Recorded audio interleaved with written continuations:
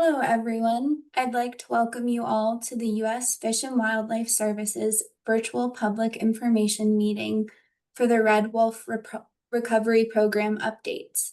We're going to give folks a few minutes here to join the meeting, and then we'll begin the PowerPoint presentation shortly, so please stay tuned. I do want to note that closed captioning is available by selecting the live transcript button on your Zoom toolbar and then selecting Show Subtitles. Thank you, everyone, as we give folks a moment to join.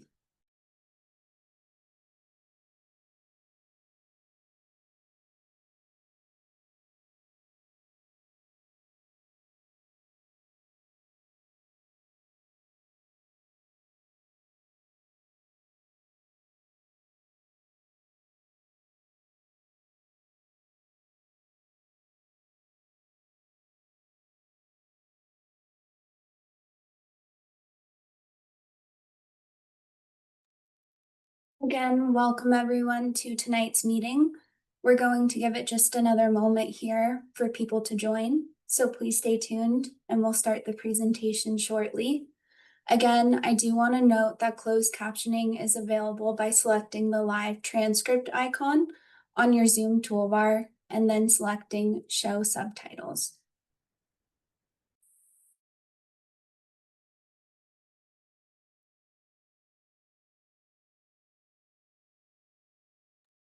All right, we'll go ahead and get started. Next slide, please. I would like to thank you all for joining us. We appreciate your time and participation. My name is Megan Stone with AECOM, a contractor for the U.S. Fish and Wildlife Service, and I'm going to be one of your meeting facilitators tonight. Additionally, I have several members of the U.S. Fish and Wildlife Service with me on the meeting who will be introduced in a moment. On the screen, we have our expected agenda. I'll first go over some brief ground rules. The service will then provide PowerPoint presentations on the Red Wolf Management Program updates. After the first presentation from Emily Weller, we'll pause to answer any questions you might have on the material presented. So we ask you to keep those questions focused on that first presentation. And then we'll move on to our second presentation from Joe Madison. After that second presentation, we'll take a brief 5-minute break, and then we'll go into our second question and answer session before going into closing remarks. We'll then end the meeting around 8 p.m. Eastern Time. Next slide. Before we get started with the presentations, I'm going to go over some ground rules for the meeting. First, this meeting is being recorded as part of the project record, and a recording will be posted to the U.S. Fish and Wildlife Service website. Second, your microphones and videos will be turned off for the duration of the meeting today. Third, questions will be addressed during the question and answer sessions after each of the PowerPoint presentations. We will do our best to address the questions in the order they come in and allow everyone an opportunity to voice their questions this evening. After our first presentation by Emily Weller, as I mentioned, we'll pause to answer any questions related to that presentation before moving on to our second presentation from Joe Madison. And we'll have that second opportunity to submit electronic questions after our 5-minute break.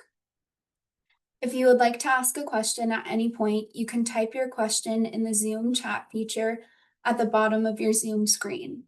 Questions submitted as part of registration do not need to be resubmitted.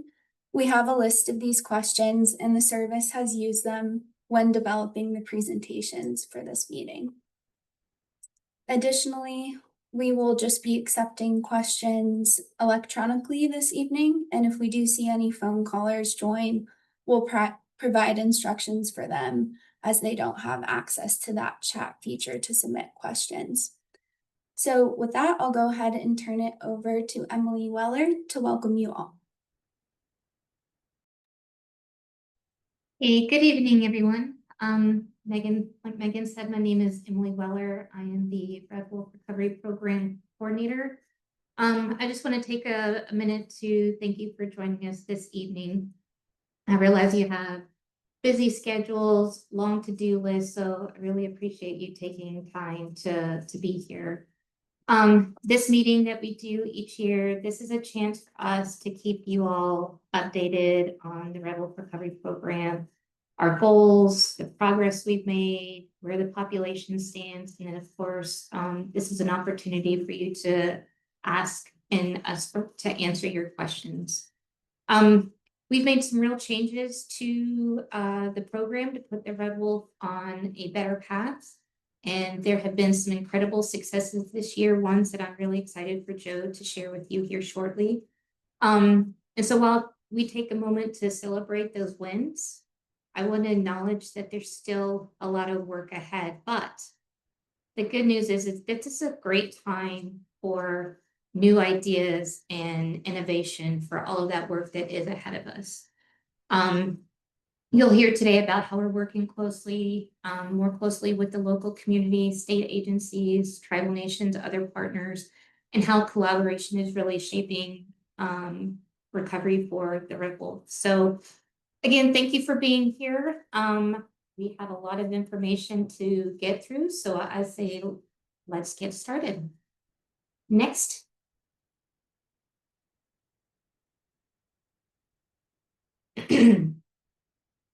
I just want to start out with our team and kind of how the program operates. We're a small but dedicated team. First, there's the program coordinator. That's me. I oversee the program. I help guide Red Wolf Recovery by supporting our field team in North Carolina, building partnerships, and keeping everyone from agencies to local communities involved and informed, and to connect people and resources so that we can give Red Wolves the best chance to thrive. Then we have our North Carolina Program Manager, Joe Madison, who's going to be speaking here in a few minutes. He oversees the field team and all of those operations, which is a lot, in the Eastern North Carolina Red Wolf population area, which is where we have the only wild population of Red Wolves. I'm going to let him introduce the team, but just quickly, we have 3 field biologists, a Partners for Fish and Wildlife biologist, which is a private lands biologist. And typically we have 1 to 2 temporary biotechs, maybe 3 if we're lucky, and then some great volunteers.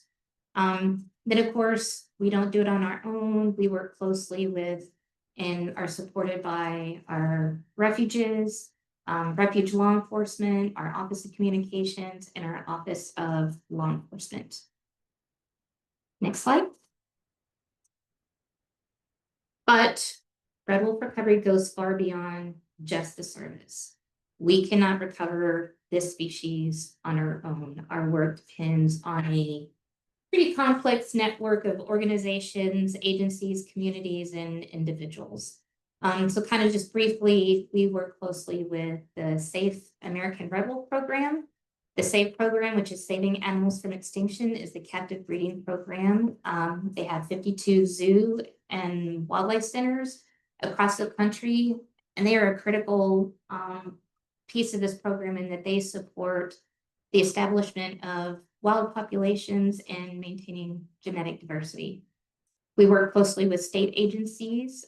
We meet regularly with North Carolina Wildlife Resources Commission, WRC, their staff and leadership to keep them informed on the status of Red Wolves recovery efforts. We're there to answer their questions and ensure that they have accurate information to share with their constituents, their communities. And we're working together to implement canine management together throughout the Eastern North Carolina Red Wolf population area.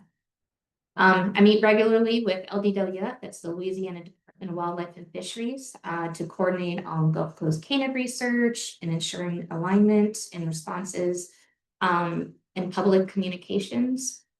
We had representatives from Cherokee Nation, the Upper Mattaponi tribe, the Monacan Indian Nation on the recovery team. We've partnered with Cherokee Nation on a documentary, Waya, Saving Our Great Grandfather, and are currently working on a new project. It's in the beginning stages. We would love to have more tribal nations and communities to be involved so that we can incorporate more of that traditional knowledge into our recovery efforts. We have numerous NGO partners at the national, regional, and local levels that help support red wolf recovery in numerous ways. We coordinate and communicate with other federal agencies. We rely on universities and academia for research and data to guide and base our decisions, and we're using it constantly to adapt our management. And then we need close coordination and communication with local landowners and community members to understand and incorporate their concerns and hopes for their community, as they have the most direct bearing on conservation and recovery, since they are the ones that live with red wolves. So we meet with these various groups and they meet with each other in a number of ways just to communicate, coordinate, and facilitate recovery. Next slide. Our mission is the same that it's always been: to work with others to conserve, protect, and enhance the endangered red wolf. The what is the same, but the how and who of recovery and conservation has changed, though, how we operate. Based on lessons learned over the years, what worked, what didn't, we developed a strategic approach that better aligns the program with that mission. And that approach is built on 5 core components. So first, landscape scale restoration.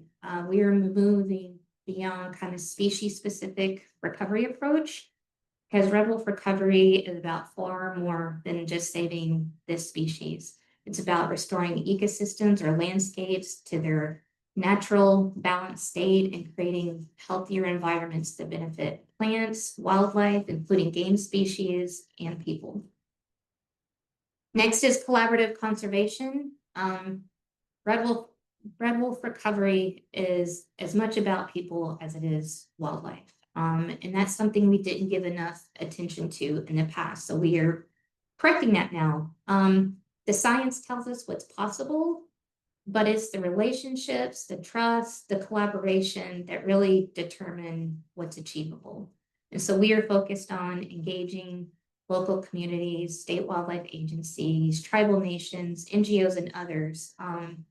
This is really key to not only achieving the success that we've had in the past, but it's that solid foundation that we need to build strong relationships and partnerships, address those past shortfalls, and achieve lasting long-term success.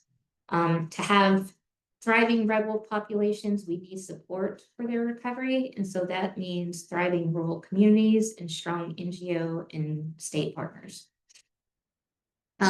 Trust building.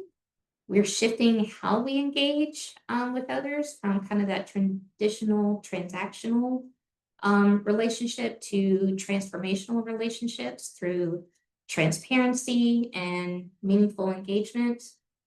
We can't collaborate if we don't build trust. Next is community-driven conservation. Imposed recovery will not be successful recovery. Like I said, rural communities are the backbone of conservation.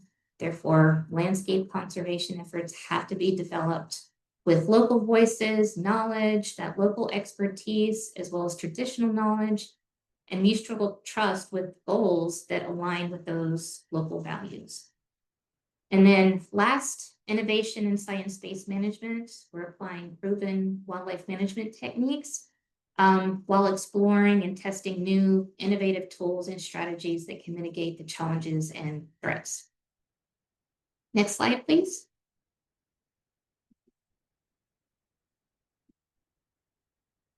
One of the questions that we were asked is, what is the ultimate goal, and do you have a timeline? That part is a little bit of a trickier question, but our goals are outlined in the revised recovery plan. The link to the document is there on the screen if you haven't read it. The recovery criteria in this plan, those are objective, measurable thresholds or targets that, when met, should result in a determination to delist the species. That's what we're aiming for. So recovery criterion 1 is 3 viable populations distributed to maximize redundancy. And that redundancy is needed to protect the species from catastrophic loss. It reduces the likelihood that all populations are affected simultaneously. Criterion 2, each of those populations needs to meet the following criteria for viability. One of those 3 populations consists of at least 180 individuals. The other 2 populations consist of a minimum of 280 individuals each. At least 80% of current and future founder gene diversity has been maintained. Once the population meets that minimum abundance, the population is stable or growing for a period of 10 years without extensive human interventions, which we define as kind of annual or frequent management interventions like releases, pup fostering, translocations, and adaptive management or coyote sterilization. And then each population has a 95% probability of persistence for 100 years. And then criterion 3, adequate mechanisms or long-term commitments are in place that provide a high level of certainty that criteria 2 for each population will be maintained into the foreseeable future without the protections of the Act. So we have the number of populations needed, the criteria that each population needs to meet, and then mechanisms in place to ensure those criteria can be maintained into the foreseeable future. Next slide. Now, if you are wondering how we plan to achieve those goals, those criteria, the recovery plan has a strategy outlined of how we get from the red wolf's current state to the state of being recovered, meaning the criteria has been met and the species no longer needs the protection of the ESA. Now, this is different than the approach I talked about a couple of slides ago, which is explains how we operate. This slide is about what we're doing and how we're working towards those criteria over the next decade and longer. And there are 3 parts to this strategy. The first part is just to expand distribution. That's establishing additional populations. Second part is increasing the population abundance and maintaining genetic diversity long-term. We need a robust, safe population to support the establishment of wild populations and maintain gene diversity long-term.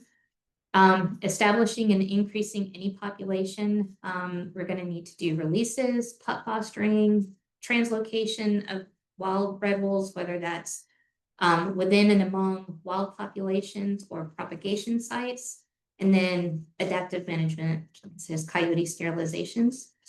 And then addressing threats so that the population can grow, maintain that genetic diversity, ensure long-term viability, and then eliminate the need for those extensive management interventions. And then the third part is implementing collaborative conservation. Like I said, and I will say every chance I get, we cannot recover this species alone, and we can achieve much better conservation through partnerships. We just have to engage the various contributors, give them a voice, and incorporate those various perspectives and values into conservation efforts. Each party, state agencies, tribal nations, the community, NGOs, academia, they all have a unique role to play and unique perspectives that are going to make red wolf recovery possible. And this is particularly true for landowners and other community members, because if I haven't said it enough already, I'll say it one more time. They have the most direct bearing on recovery since they are the ones that live with red wolves. But this collaborative conservation part is critical to not only how the service operates, but it's foundational to implementing the other parts of this recovery strategy, the recovery actions, and achieving recovery criteria. Next slide, please. So in addition to this strategy, the recovery plan has 16 recovery actions identified. These are site-specific actions needed to meet the criteria, and they are a reflection of the strategy. So we have a total of 16, 12 that apply to all populations, North Carolina and any future populations. And then we have 4 that are specific to North Carolina. These are things that need to be done by not only the service, but other partner agencies, organizations. They have priorities assigned to them, but most are a high priority. Some of these can be done simultaneously. Others may need to be implemented before we can start others. Now going back to that question, someone asked about our a timeline for our ultimate goal. Like I said, that one is trickier to answer. Each of these actions, they do have a time estimate associated with it, but that is how long we expect it will take to carry out that action, not a timeline of when actions are implemented. Some actions may be short, like a year, others may go the length of the estimated recovery, but the plan does include an estimate of the time it'll take to achieve recovery, and we estimate that it would take approximately 50 years to reach that delisting criteria. I will say that is if everything goes accordingly. I think it's important to keep in mind that recovery is a marathon, not a sprint. It took decades and decades for the population to be pushed to the brink of extinction. It will take decades to recover. Next slide, please. As we look at what we need, both short-term, long-term, here are the things that we are currently focused on, the things that we need to move us forward. And I'll say that there's a lot more that we are working on, but these are kind of the big things that we're focusing to kind of push us in the right direction. First is finalizing the recovery implementation strategy. This is another recovery document that complements the recovery plan. It steps down those recovery actions down into more specific activities. Any facility, organization, agency, individual can look at it and see where they may fit best, just given their interest, resources, expertise. I think it's an important source for collaboration. It's currently under internal review, so I hope to have it to the public soon. We'll continue to assist our SAFE partners in increasing space so that the SAFE population continues to grow, which is a high priority recovery action. The SAFE population is approximately 280 red wolves. The goal is 400.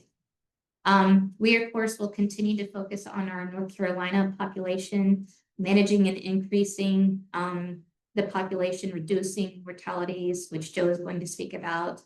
We're also working on expanding coyote sterilizations in both capacity and participation by landowners. And then the following two are priorities that we received quite a few questions on, so I'll go into a little bit more detail on those: the conservation conflict transformation and identification of potential new population sites. Next slide, please. So again, one of the questions we received was, what is the status of the conflict transformation effort? And so for those that are not familiar with this effort, conservation conflict transformation, or CCT, is the approach we use for that how and who part. It recognizes that conflict around wildlife and conservation often mirrors broader challenges in how people with different perspectives share the same space. And it uses a relationship-centered approach to kind of reconcile those deep, complex social conflicts. But it's an opportunity to improve and build stronger relationships or collaborations. So where are we on this? The service engaged an organization that specializes in CCT called Constructive Conflict. And as third-party neutrals, they did a thorough conflict assessment, and I say we, all the parties that were involved, the service, WRC, NGOs in the community, I think we all gained a lot of insights on needs, concerns, hopes, and even areas of common ground. If you are interested in seeing that report, there is a link on the screen. Now, following this assessment, we made a strategic shift to focus on relationships, as I talked about earlier in our strategic approach. We've been working with all parties in this effort, even within the service, to help us all work more effectively and efficiently together. And we have made some great progress in building both strong formal partnerships and informal partnerships, as well as improved our community responsiveness locally. When we've been invited to meet with the community, we've had productive discussions, got to know the community members there better. and we were able to learn from one another and do some problem solving brainstorming, I would say. And I think a great example of that is that during one of these meetings, we learned that the local community wanted access to a favorite fishing hole that was on the refuge. I don't think any of our folks were aware of that, but the next day they made it happen. And so it's actions like that that prove that it doesn't have to be big projects or big efforts to have big impact. Sometimes it's the small wins. This past year, constructive conflict has had more of a limited engagement due to funding that remains under review. However, one of the benefits of this process is that they have really built up our capacity for this type of relationship building. And I recognize that there are people out there who are ready to lean into this process and help, and they've had great ideas on ways they could do that. And we are certainly grateful for that. And the goal is to harness that support because we know we have a lot more work to do, and this is just the start. But we are committed, and I'm excited for what all that might look like. Next slide, please. All right, another priority for me, and one that I received many questions about, is identifying potential new reintroduction sites. We know we need 2 more red wolf populations. The question is where and when. And no analyses have been conducted by the service yet or sites identified, because this must be done with state wildlife agencies. They need to be partners from the start, not brought in after decisions are made. Now, we'll say there are independent studies that have been done. Those will certainly be taken into consideration, but the recovery plan outlines 2 actions with regards to identifying new sites. The first one is working with states to develop criteria and identify ecologically and socially suitable sites. The second is to further engage partners, the states, tribal nations, other federal agencies, stakeholders, and particularly the local community, in discussions and collaborative efforts to determine locations. So we have learned from past experience and are committed to this collaborative approach. And the first step in this is engaging with states to understand better their priorities, challenges, concerns, including concerns with red wolves, and providing information on the program to them so that they have a good understanding about the program and the approach that we're taking. Next, we'll form this interagency team to develop the site criteria. And as for timelines for these populations and releases, which is another popular question, there isn't one yet. Now, I hope to have this interagency team in place within a year, but this process will take as long as it takes, because we have to balance urgency with building those relationships and laying the groundwork that are necessary for success. Next slide, please. So to just kind of wrap things up here, I just want to leave you with some key messages. A new approach, we have a new approach that is built on lessons learned. The recovery plan is our guide. Recovery is about more than biology, it's about people too. Red wolf recovery is about more than red wolves. Collaboration is key to making recovery and conservation possible. Local voices and tribal knowledge are essential. And we are committed to trust, transparency, and meaningful engagement. And I realize all these takeaway messages are centered around relationships, and that's a majority of what I do in this position and they are a foundation, but we aren't forgetting the biology part. So we're focusing on both. And to kind of just reiterate the current focus, finalizing recovery implementation strategy, increase the safe population, strengthen the Eastern North Carolina red wolf population, whether it's growing population, reducing threats, and expanding coyote sterilization, continuing the CCT process and relationship building, and developing that interagency team to develop the criteria for identifying potential and new reintroduction sites. And that is the end of my presentation. Thank you for that presentation, Emily. We'll go ahead and move on to the next slide. And we'll go into our first question and answer session. So I'll just provide a reminder of how folks can submit those questions. As I said, my name's Megan Stone with AECOM, and I'll be the moderator for the Q&A. We'll pause here for 5 to 10 minutes to answer any questions you might have on Emily's presentation. After any questions on this first presentation, we'll have another presentation from Joe Madison and another opportunity to submit questions. So with that, I'll just provide these ground rules. The intent of this question and answer session is to respond to questions related to the presentation Emily provided. I do want to note that if you submitted a question upon registration, again, there's no need to resubmit that. We have a list of those questions and we'll do our best to answer these questions in the presentations and later on.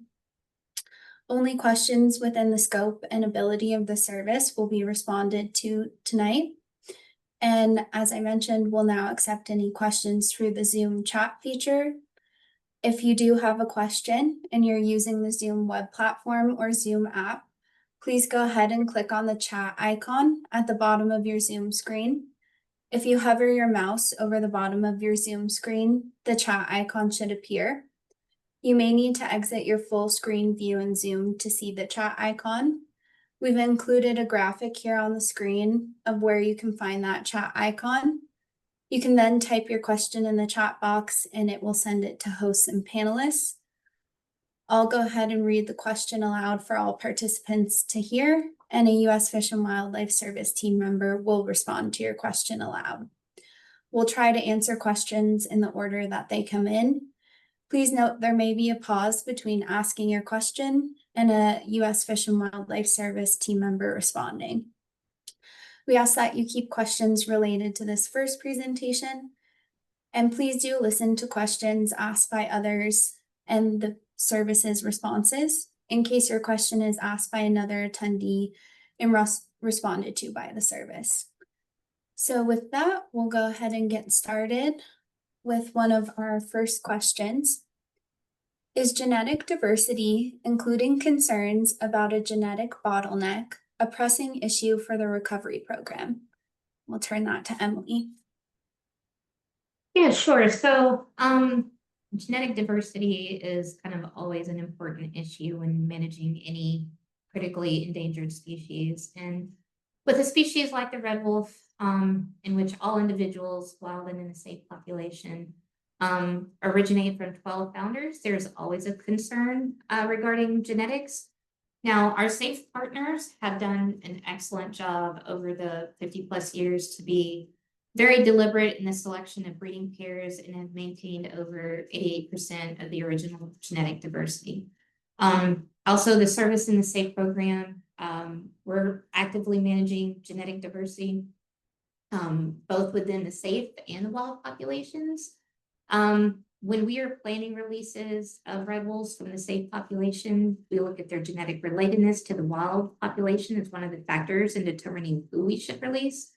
One of the reasons we do pup fostering and release adult and sub-adult red wolves from the safe population is to increase the genetic diversity of the wild population through their release and to provide unrelated mates for wild red wolves. For the wild population, we will also attempt to translocate individual red wolves to other areas within the Eastern North Carolina red wolf population area if they are in an area with no unrelated red wolves to try and create new breeding pairs. In translocating red wolves from St. Vincent National Wildlife Refuge to the Eastern North Carolina population is also a good way to increase genetic diversity of the population. And then increasing the safe population, like I said, it needs to grow. And then additional reintroduction sites will also provide greater opportunities to increase genetic diversity. We're also constantly evaluating new and innovative solutions to strengthen genetic health over time. But we're in a good place in that current practices, which will allow us to maintain over 80% gene diversity for the next 100 years, gives us time to make good informed decisions on tools or strategies or technologies to address genetic diversity. But conservation is a kind of multi-pronged approach. For example, one of our other major challenges that red wolves face is availability and ensuring red wolves in wild are safe from threats such as anthropogenic mortality, and ensuring that they can thrive. And without that, the genetic diversity alone won't achieve recovery. Thank you, Emily. We'll move on to our next question, which is, what is the current status of the CBD suit to have red wolves classified as essential? Sure. So the case has been fully briefed. Oral arguments were held on July 23rd. Now on August 20th, the case was reassigned to Judge Myers, following Judge Boyle's recusal. That was the judge that was assigned to the case originally. It's possible the new judge may ask for additional information prior to a decision. But we haven't heard anything, so at this time there is no decision. Thank you, Emily. We'll go ahead and move on to a couple more questions. Our next question is, how will the service continue to ensure red wolf recovery despite pressures to delist wolves from the ESA? So the service is committed to red wolf. Our new approach that I just went through really focuses on, again, on landscape recovery, building trust, collaboration, and innovative and science-based management. And all of that includes strengthening relationships with rural communities and incorporating local voices and tribal and local knowledge. And that foundation is designed to create lasting conservation outcomes that can endure over time, regardless of any outside pressures. So we're really relying on that strategic approach. Thank you, Emily. Our next question is there any ongoing upcoming research to study if red wolves and the Canadian eastern wolves are conspecific? And has the U.S. Fish and Wildlife Service looked into eastern wolf reintroduction into New England and upstate New York? So I can answer part of that. One of those questions. Yes, there is a study currently in progress that is researching that very topic, whether eastern wolves and red wolves are conspecific. Not being the lead for that species or in the same region, I can't speak to whether the service has looked into any eastern wolf reintroductions in the U.S. Thanks, Emily. Our next question is, has the U.S. Fish and Wildlife Service considered introducing genes from red wolves in Texas? Sure. So that is another question that I get often. So we are aware that over the last several years, studies have found red wolf ancestry still persisting in wild canids along the Texas and Louisiana Gulf Coast. While these animals carry red wolf ancestry, it is unclear if these canids are red wolves. This is important ongoing research, and there is more information to learn, as genetics is just one component of this. So at this time, we are not considering introducing those genes into the red wolf population. I mean, we will certainly be tracking the research and the findings, and any future consideration of new genetic tools or sources will require strong scientific justification and input from others, experts, partners, stakeholders. Thank you, Emily. And we do have some more live questions for you. This question is, can NGOs be helpful to the service in the relationship building and research for new site identification? I would always say yes, NGOs can always be helpful in relationship building. Particular role for NGOs in the site identification process.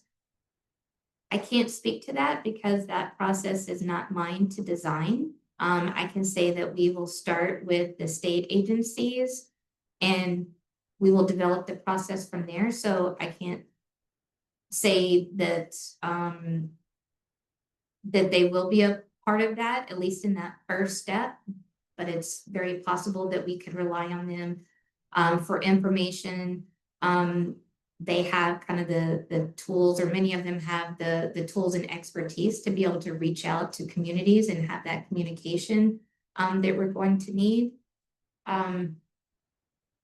Did I answer all of it? I was trying to look for the question so I could read it while you were reading it out loud. Yeah, I think that was great. The question was, can NGOs be helpful to the service in the relationship building and research for new site identification? Yes, so I say, so short answer, yes. How exactly? Can't give specifics on that, yet, sorry. Thanks, Emily. And we do see there's a lot of questions that have come in through the chat. We're going to go ahead and focus on the ones related to Emily's presentation, but just know that a lot of questions that we're getting in the chat we'll have covered by Joe in a moment here. So with that, we'll move on to another live question for you, Emily. Will the reintroduction interagency team also include individuals outside of agencies? Good question. And again, I can't answer that because it is not my team or process to develop alone. I can say we will certainly start with state agencies and develop that team or the process from there. So it's possible.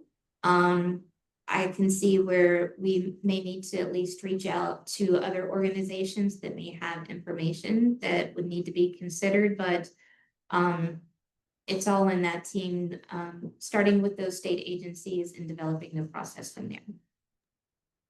Great, thank you, Emily. And this one's a little bit more general, but we did have a question. Will the service be posting the recording online? Yes, we always post these meetings on our website. I want to say it's usually a couple of weeks, maybe 3 weeks after the meeting, but yes, it will be on our Red Wolf Recovery Program website. Perfect, thank you. I think we have time for a few more questions here, so I'll just go to another one of these. Is there any ongoing / upcoming research? Oh, I think we already got that one. Let's see here. Has there been discussions about gene editing to address genetic issues? Yes, so there have been some very early conversations about whether new tools like gene editing could help with red wolf genetic diversity. However, we don't have the information needed yet to fully understand if or when such an approach might be necessary or appropriate. But I want to say, I mean, we recognize the emerging innovative technologies may be promising for the future, for the red wolf's future, and we're watching how it's developing. But like I hinted to earlier, any decisions around that kind of emerging science will require careful, thoughtful evaluation, strong scientific justification, and input from others. So very early conversations, but we need a lot more information. Thanks, Emily. I think we have time for one more question and then we'll go ahead and move into the next presentation. Our next question is, let's see here. Who provides funding for the program and has it been reduced under the current administration?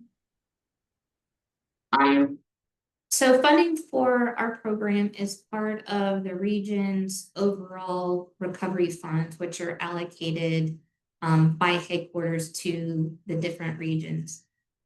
During this fiscal year 25, there were a couple of time periods in which spending was frozen or limited, but funding for our program has not been reduced. Thank you, Emily. All right. With that, we'll go ahead and move on to our next presentation. And then we'll circle back to some of the questions that we've had in the chat after that presentation in our next Q&A. Next slide, please. All right, I'll turn it over to Joe Madison. Hey, everybody. I'm Joe Madison. I'm the North Carolina Program Manager for the Red Recovery Program, Emily mentioned. And I'm going to talk about the stuff specific to North Carolina, but we'll touch on some stuff that applies to some of the other pieces as well. So you better buckle up because we're going to go through this. There's a lot of information and that I want to get out there, but I kept folks really late last time, so we'll try not to do that this time. Next slide. All right, so the 5-county area of Eastern North Carolina is where this red wolf population is. We refer to it as the Eastern North Carolina red wolf population. It's officially a non-essential experimental population, but people see the term as non-essential as a value judgment, and that's not the case. It's just a legal term. Implies that if this population, something happened to it, we have the safe population as a backup. It covers Hyde County, Beaufort County, Washington, Carroll, and Dare counties. I want to point out that there's a lot of folks that think that red wolves are only found on Alligator River National Wildlife Refuge, but that's not the case. They're spread throughout those 5 counties. There is red wolf use in all 5 counties. Only about half currently of the red wolves use Alligator River National Wildlife Refuge, and then even some of those don't use exclusively Alligator National Wildlife Refuge. It's about 1.7 million acres total in the ENCRWP. Next slide, please. We are currently operating under the Endangered Species Act 10J rule for the red wolf recovery that was revised in 1995 in conjunction with applicable court decisions since then. The 10J rule and the experimental population allows us flexibility to work with landowners and kind of really helps us work towards recovery with locals and that kind of thing that, you know, full protection under Endangered Species Act wouldn't allow. So that 10J rule gives us a lot more flexibility. Every year we develop and implement an annual release plan, and we put it out. It's on our website by December 1st every year. And we're currently working on the 2025-2026 release plan.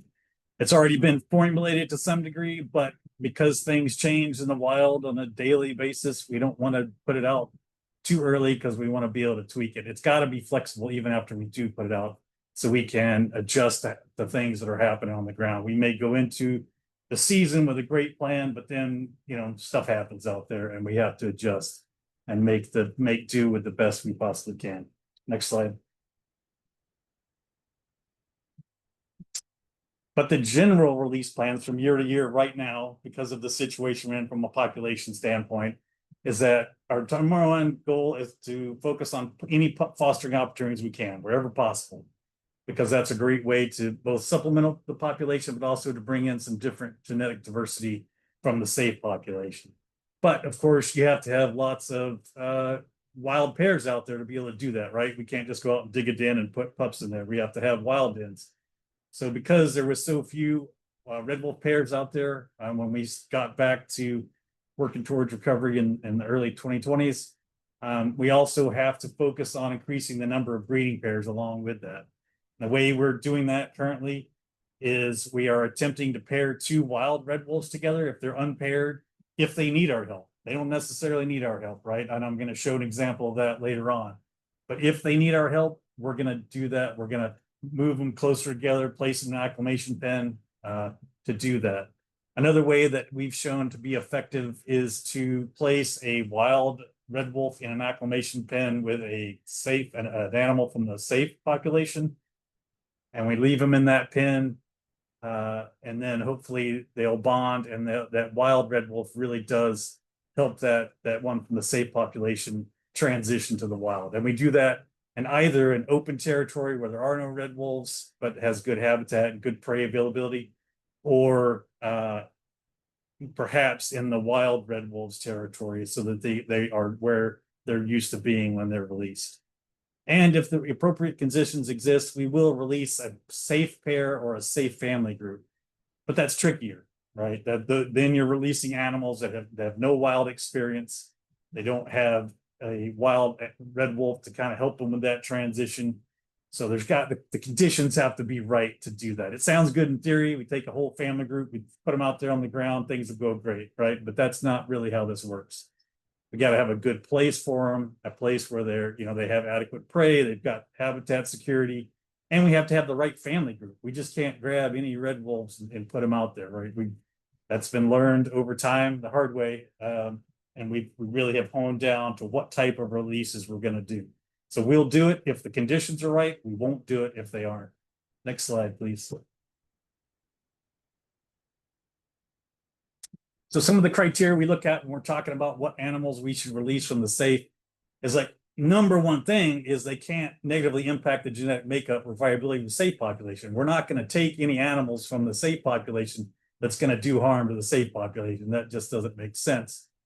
But we're able to do that. There are specific lines from the founders that are overrepresented in the safe. And because there's so few red wolves in the wild, they typically aren't too genetically related as much as you can possibly get from low founder numbers. So we're usually able to find some that won't be a detriment to the safe population and aren't too related to the wild ones to be able to release. Second, we want red wolves that are fed whole natural prey items, generally 2 to 4 years. We always extend that if it's the right animal, and 2191 in Alligator River that I'll talk about in a bit is a perfect example of one that didn't technically fit the criteria, but is doing awesome out there in the landscape. We also prefer them from safe enclosures that are away from public viewing and some larger enclosures. There's a safe facility now that has a pen that's over 10 acres, right? That's a red wolf that's going to be really prepared to transition to the wild. We also don't release any that exhibit behavior indicative of habituation. We talk to the keepers. We have ways to evaluate their behavior. We're actually working on additional ways to even ramp that ability up even more with a lot of help from NGOs and researchers. So in the future, we'll have, even more systematic ways. Next slide, please.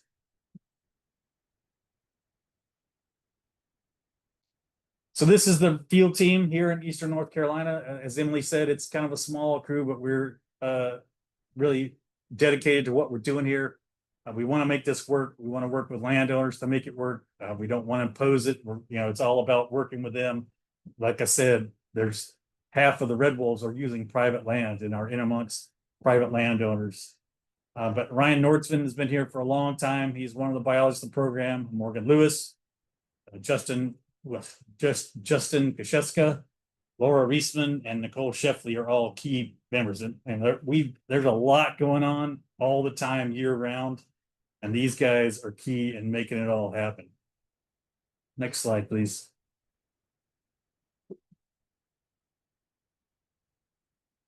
All right, so this time of year, starting into the fall, it is fall, it's hot, but it is technically fall, I guess. But in the fall, we start constructing acclimation pens. That's what you see in the upper corner there. That's one of the acclimation pens. And basically, it's panels that are 6 feet wide, 8 feet tall with 3 foot overhang, because these animals do try to climb out the top, and they are able to do it if it's not overhang. And we use acclimation pens to try to place 2 red wolves together, as I mentioned before. We typically put them in there as early in the bonding period. Red wolf bonding period starts in October. We typically don't start trapping until late October, early November, but we try to catch the wild ones that we want to put in there, and bring the safe ones in to have them ready when we do catch them. we start, like I said, we start conducting trapping late October, early November, and we trap all through the winter, pretty much 7 days a week, all through the winter. And that, for a number of reasons, we attempt to catch all of the specific red wolves we want to put in the pens, but also the initial collaring of all the red wolf pups that are out there, right? Because they're out there right now without collars on, and in no way to visibly mark them as a red wolf. Now, they look different from coyotes in the sense that they look like they're on stilts, and I'll show you a picture a little bit later. But now is when they're in that most vulnerable period, because they are as close in size to a coyote as they're going to get, because they'll be a lot larger than them when they get older. And then we're also catching coyotes for sterilization and re-release, and I'll again talk about that as we go along. Next slide, please. All right, so all of these animals, some safe that we bring in, they're going to be released, and every red wolf that we capture, we collar with a bright orange collar with orange reflective material on it. And all the newer collar ones are GPS and VHF function, which means there's actually 4 schedules that each of these GPS collars have that we can choose from, and we can remotely tell it to change schedule. So normally they have a point, takes a point of where they are every 13 hours, and it sends it to us every 2 days. If it's a female we suspect is denning, or there's some other reason we think they're injured, or we want to know where they are more, we actually have a capability to send a signal command to the collar, and it'll start taking a point every 5 hours and send it to us once a day. We do a ton of outreach on the orange collars so that folks know that that orange collar means it's a red wolf and it's a federally protected under Endangered Species Act. And that's pretty common knowledge in this 5 counties. I'm sure there's still people that don't even know red wolves exist, but in this 5 counties, but it is a lot more known by our community and our landowners and the hunters and trappers and folks what that orange collar means. And because hunting with thermal imaging and infrared is so popular, we're looking for ways that we can have something on the collar that will really make it visible in those different methods that will protect them even more. Next slide, please.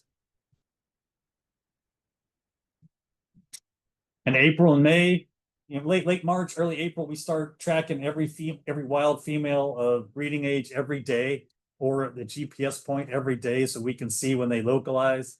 Then when they start localizing, we count back to when they first localized, and then we can guesstimate when the whelp date was. When those pups are about 9 to 10 days old, we'll go into the den by tracking the female, getting as close as we possibly can. She'll move off once we get close, but not very far.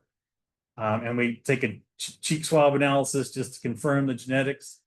We do a general physical exam, sex them, that kind of thing. And then we put a microchip so that we can identify them later on down the road.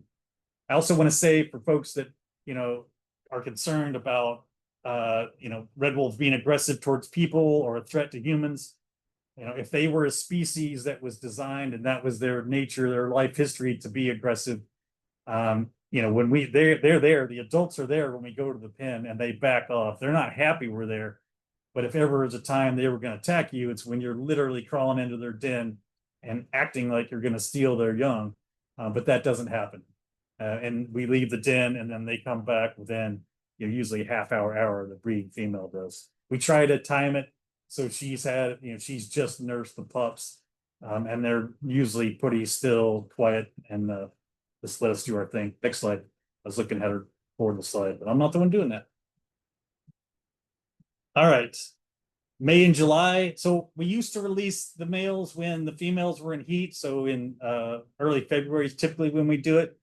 But and that worked well, and we still use that in certain circumstances. But through Mexican wolf, actually, they found they had more success if they left the pairs in their pre-release pens, which is the same as our acclimation pens, through the whelping.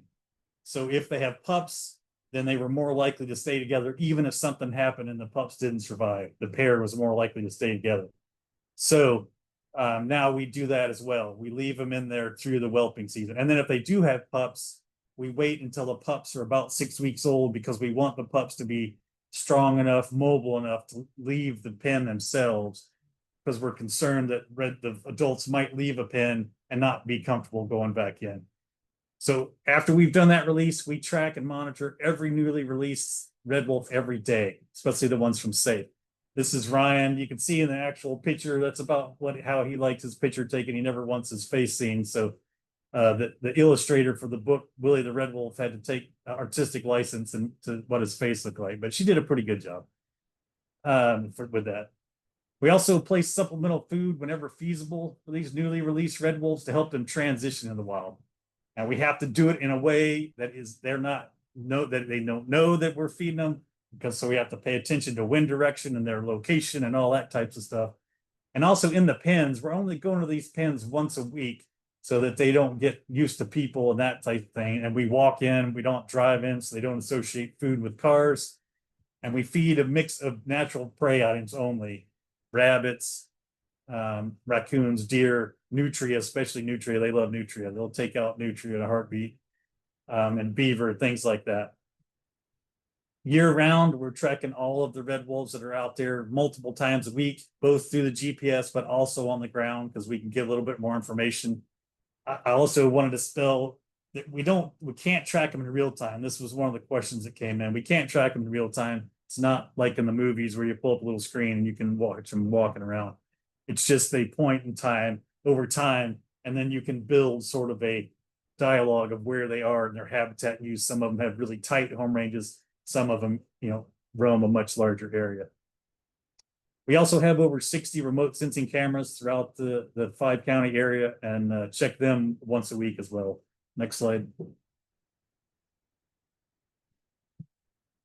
All right. So one of the things we kind of flipped in about 4 years ago now, I keep wanting to say recently, but it's not so recent anymore, is, we used to be a little too maybe quiet about red wolves world, when now we do the complete opposite. Because we're monitoring these red wolves, we know generally where they are. And if we see that they're using private land for any portion of their home range, not, if they just walk through once, obviously, but if they're using private land, we call that landowner and notify them that there is a red wolf on their land, talk about the orange collar, try to address any concerns up front, and work through what that means and that kind of thing. I think that's been beneficial for landowners and us. It gives us an opportunity to talk to them, and we can open that dialogue that is continued on. And it's really helped us to create even a larger network of folks we're talking to out there, and that know they can give us a call if there's any concerns or anything like that. We also encourage folks to call us, or send us texts or emails or questions, concerns, any sightings of note. I don't need to know every sighting of red wolf on Alligator River. But if there's a sighting note, that kind of things, and that's good. And of course, if there's any potential issues, and we'll respond to those 24/7 whenever possible and whenever warranted. We also like to participate in town meetings or civic group meetings in all the towns in the 5-county area. So if you are part of one of those groups or one of those towns that has those things, we would love to be invited to them, and I guarantee you we'll show up. So please invite us. Next slide, please. All right, so I talked about what we generally do, and I kind of ran through really fast the chronological of what we do on an annual basis, and that doesn't even begin to touch the surface of everything we're doing out there. But this past winter, as part of the release plan, we had 3 acclimation pens active, 2 with a safe-born male and a wild female in them, which really seems to be the best combination from a success standpoint. And then 1 pen that had a lone safe-born male in it, and I'll talk about why that's the case in a minute. We also conducted the first ever red wolf cross foster. We've fostered pups a ton, and I didn't talk about this on the slide when we're talking about denning, but one of the reasons we go into those dens in the 9 or 10 day range is to see how many pups there are, because if we are going to foster, which is taking pups born in the safe population and placing them in the wild den, then we want to do it before the pups are about 14 days old. That's the ideal. That's when the mother red wolf has the most maternal instinct, and she is less likely to reject the pup. In fact, we've never had, under those conditions or any of the fosters, we've never had any of those pups rejected. And then cross fosters, when you go both ways, you take some from the wild, put them in safe, and save for wild. Again, Mexican wolf does that on a regular basis. We did it for the first time, and I'll go into the reasons why we chose to do it for the first time this year later on. Next slide, please. All right, I'm going to go through each of the family groups and the acclimation pens, real quick here. The Central Pocosin family group, we actually had a wild female with a captive-born male in the pen, not this past winter, but the winter before, winter of 2023, 2024. But she was captured kind of late, so we put her in there. So they didn't really have a chance to bond as tightly as we thought they would. They looked like they really, were a bonded pair, but they didn't have any pups. So in the past, when we released pairs like that, where they were no pups, typically they didn't stay together, and the safe-born male would typically have a struggles out there. So we chose to release her back into the wild since they didn't have pups in May of 2024, and we left him in the pen, which is not something we've done before. She left and roamed a very large area, like she used to do before she was in the pen. But then come that bonding period in October, she came right back to that pen, and she was hanging around that pen.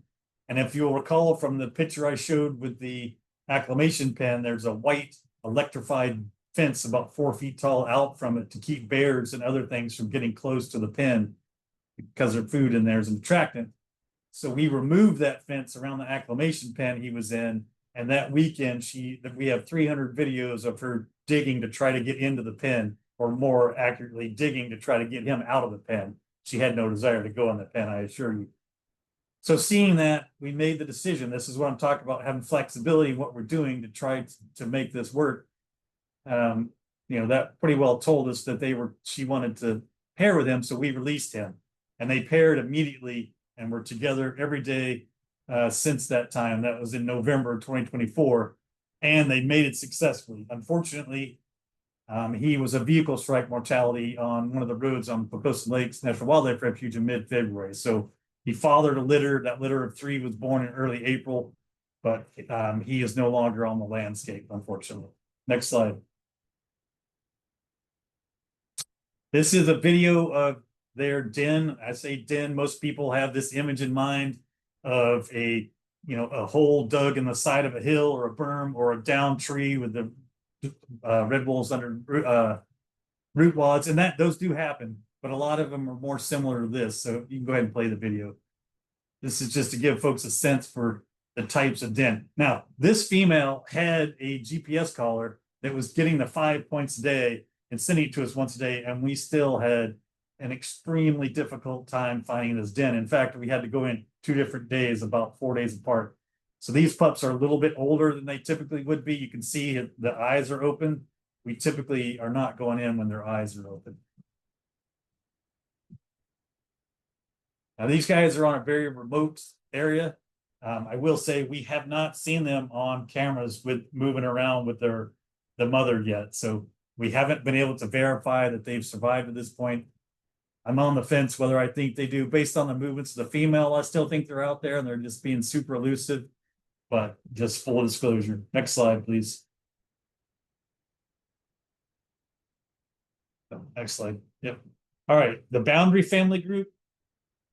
In last fall, about this time, maybe a little bit later, we got reports from folks down there that there was a red wolf that was not using her leg. So we captured her 2409. She had you can see the picture, and that's after it was all cleaned up and washed out. It was a pretty bad wound. It was probably would have ended her life had it not been treated. It was very deep and infected. And so we took her to North Carolina State University, College of Veterinary Medicine, Dr. Harrison and all their staff. They worked and did a lot of work. I think there was some, folks that weren't sure she'd make it, but they kept her and did treatment after treatment and really turned her around. One of the questions that was asked was our relationship with North Carolina State University, and it's a big one. They always keep one of their pens empty in case we have an injury or a sickness in a wild red wolf, so that they have a space to keep them. And then they always donate their time and expertise and bring in folks from outside to work on these red wolves. So she was there for 2 months and then when she was healed, we placed her in an acclimation pen with a male from the safe population. And it was a male that came from that facility I told you that had the over 10-acre enclosure. And we placed them in there last December together. Next slide. They had a litter of pups in the pen. They had one thing, we saw 3 pups and they were when they were in their feeding in mid-April, but they were too small to handle. When we went back to actually do the pup work, one of the pups was mortality, which is extremely common. It's, unfortunate, but it's not unexpected. Pup survival to 1 year is about 50% in the wild, and it's about the same whether it's a wild-born pup or a fostered pup, by the way. But then we did something different. As you guys know, not everybody, but a lot of people know, we had 2 litters born last year, and none of the pups from either litter survived. So we kind of want to know why. And we suspected because of some testing of some bears that maybe canine distemper was a cause. So this year when these pups were in an acclimation pen, when they were 5 weeks old, we went into the pen, recaptured them, and we gave them their first round of vaccines to kind of help with that if it was distemper. And also we implanted them with abdominal transmitters so we would be able to track them after they were released. I will say it was a specific vaccine. Most vaccines aren't effective at 5 weeks because they won't override the mother's immunity, but this one in particular is supposed to have factors that make it more likely, not necessarily 100%, but more likely it'll be helpful.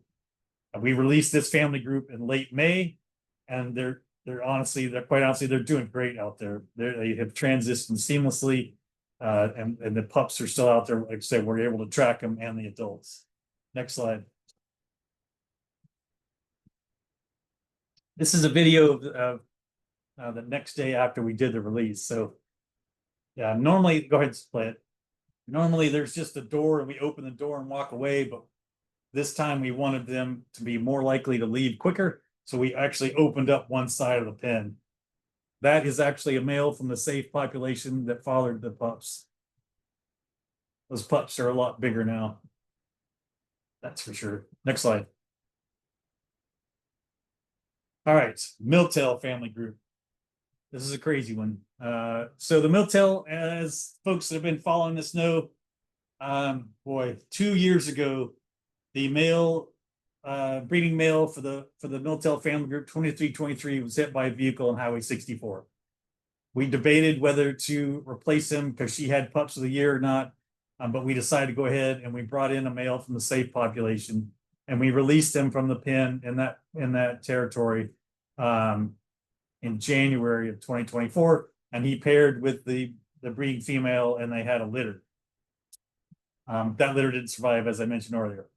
This year, when breeding season came around, well, I say when he was in the acclimation pen in the winter of 2024, the pups would come and interact with him through the fence. But the breeding female really never did. So we released him, he paired, things are good.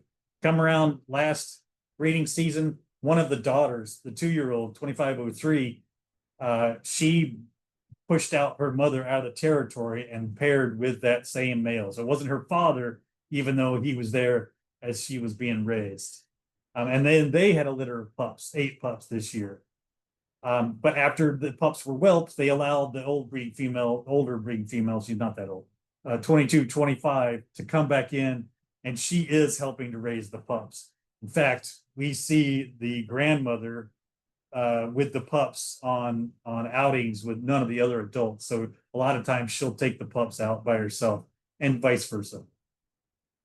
Again, at 5 weeks old, we wanted to do the hand capture and for the vaccines, the abdominal transmitters is a little trickier for a wild litter. So we had to plan it and draw it out and had a lot of people but quite honestly, I didn't think it was going to work, but it did. We were able to hand capture 5 of the pups, and we gave 4 of them abdominal transmitters, and we gave them all 5 the vaccines. But one of the ones with transmitters was a mortality a month or so later. But there's still 5 pups. So that means when we were hand capturing them and they were all hiding from us, despite our hunting, we did not find one of the pups. So there is one of them out there that doesn't have, it's actually 2 out there that don't have transmitters, and one that didn't receive the vaccine, but there is still 5 out there. Next slide, please. This is a video at 2503. She's the breeding female. This is a video from early July showing the pups. And here you can kind of see the difference between these pups. You can go ahead and play it. see the difference between these pups and coyote pups, right? Those legs are crazy long. You know, a lot of people think they look like they're up on stilts, and the size of those ears, you know, on that windy day, you know, they could almost go hang gliding, it seems like.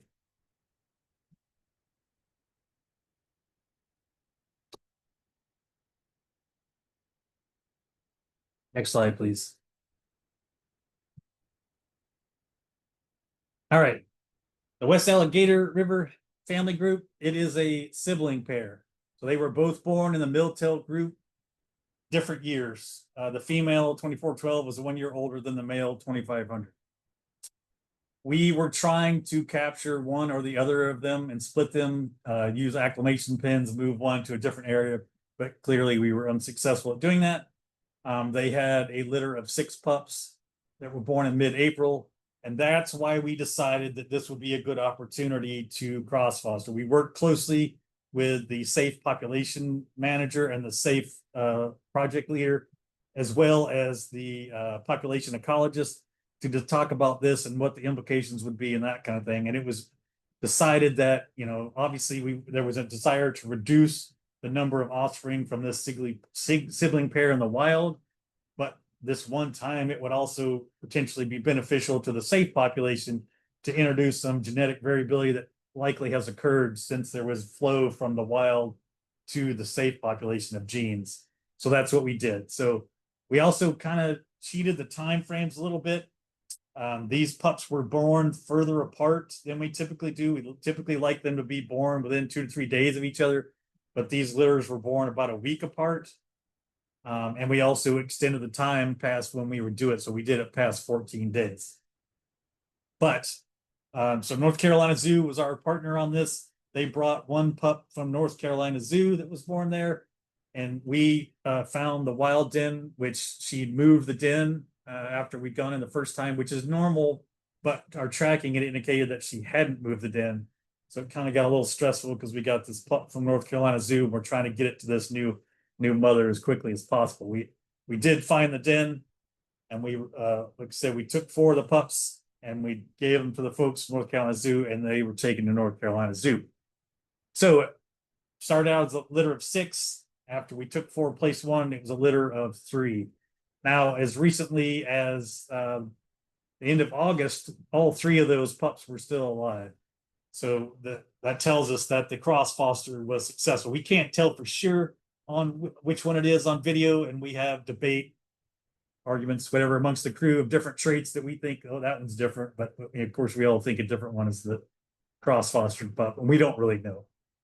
And we haven't been getting them on cameras much lately because that road is open, because it's the time of year it's open to other management uses for the refuge, public use, and that kind of stuff. So we haven't been getting them on those cameras yet to confirm that they're still pups, but you know, we'll keep track of that.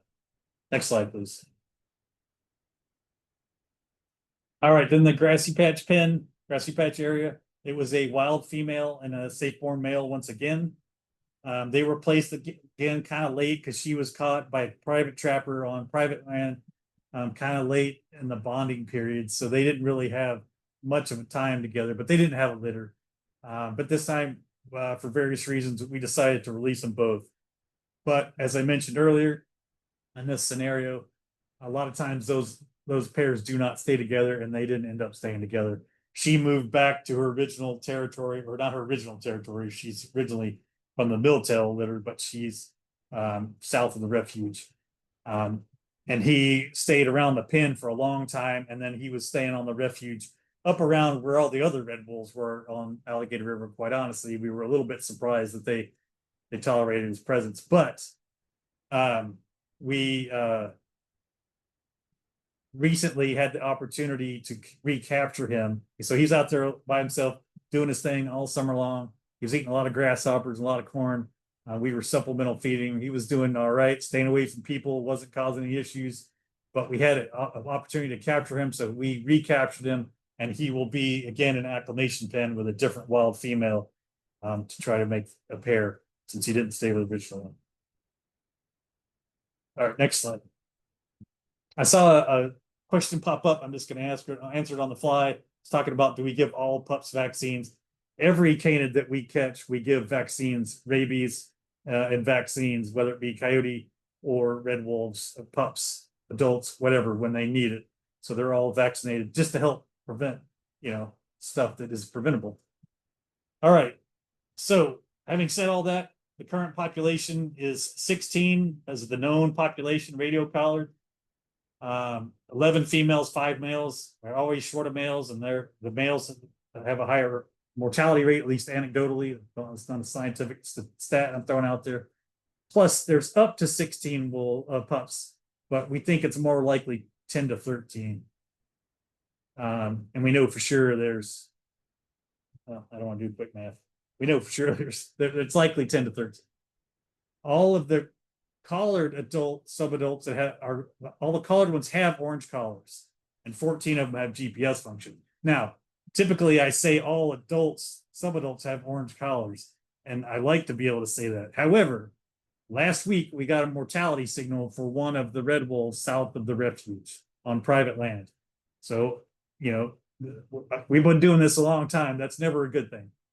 But we were able to determine, once we found the collar and with video cameras, that she was able to drop her collar, which is a very rare occurrence, but it can happen.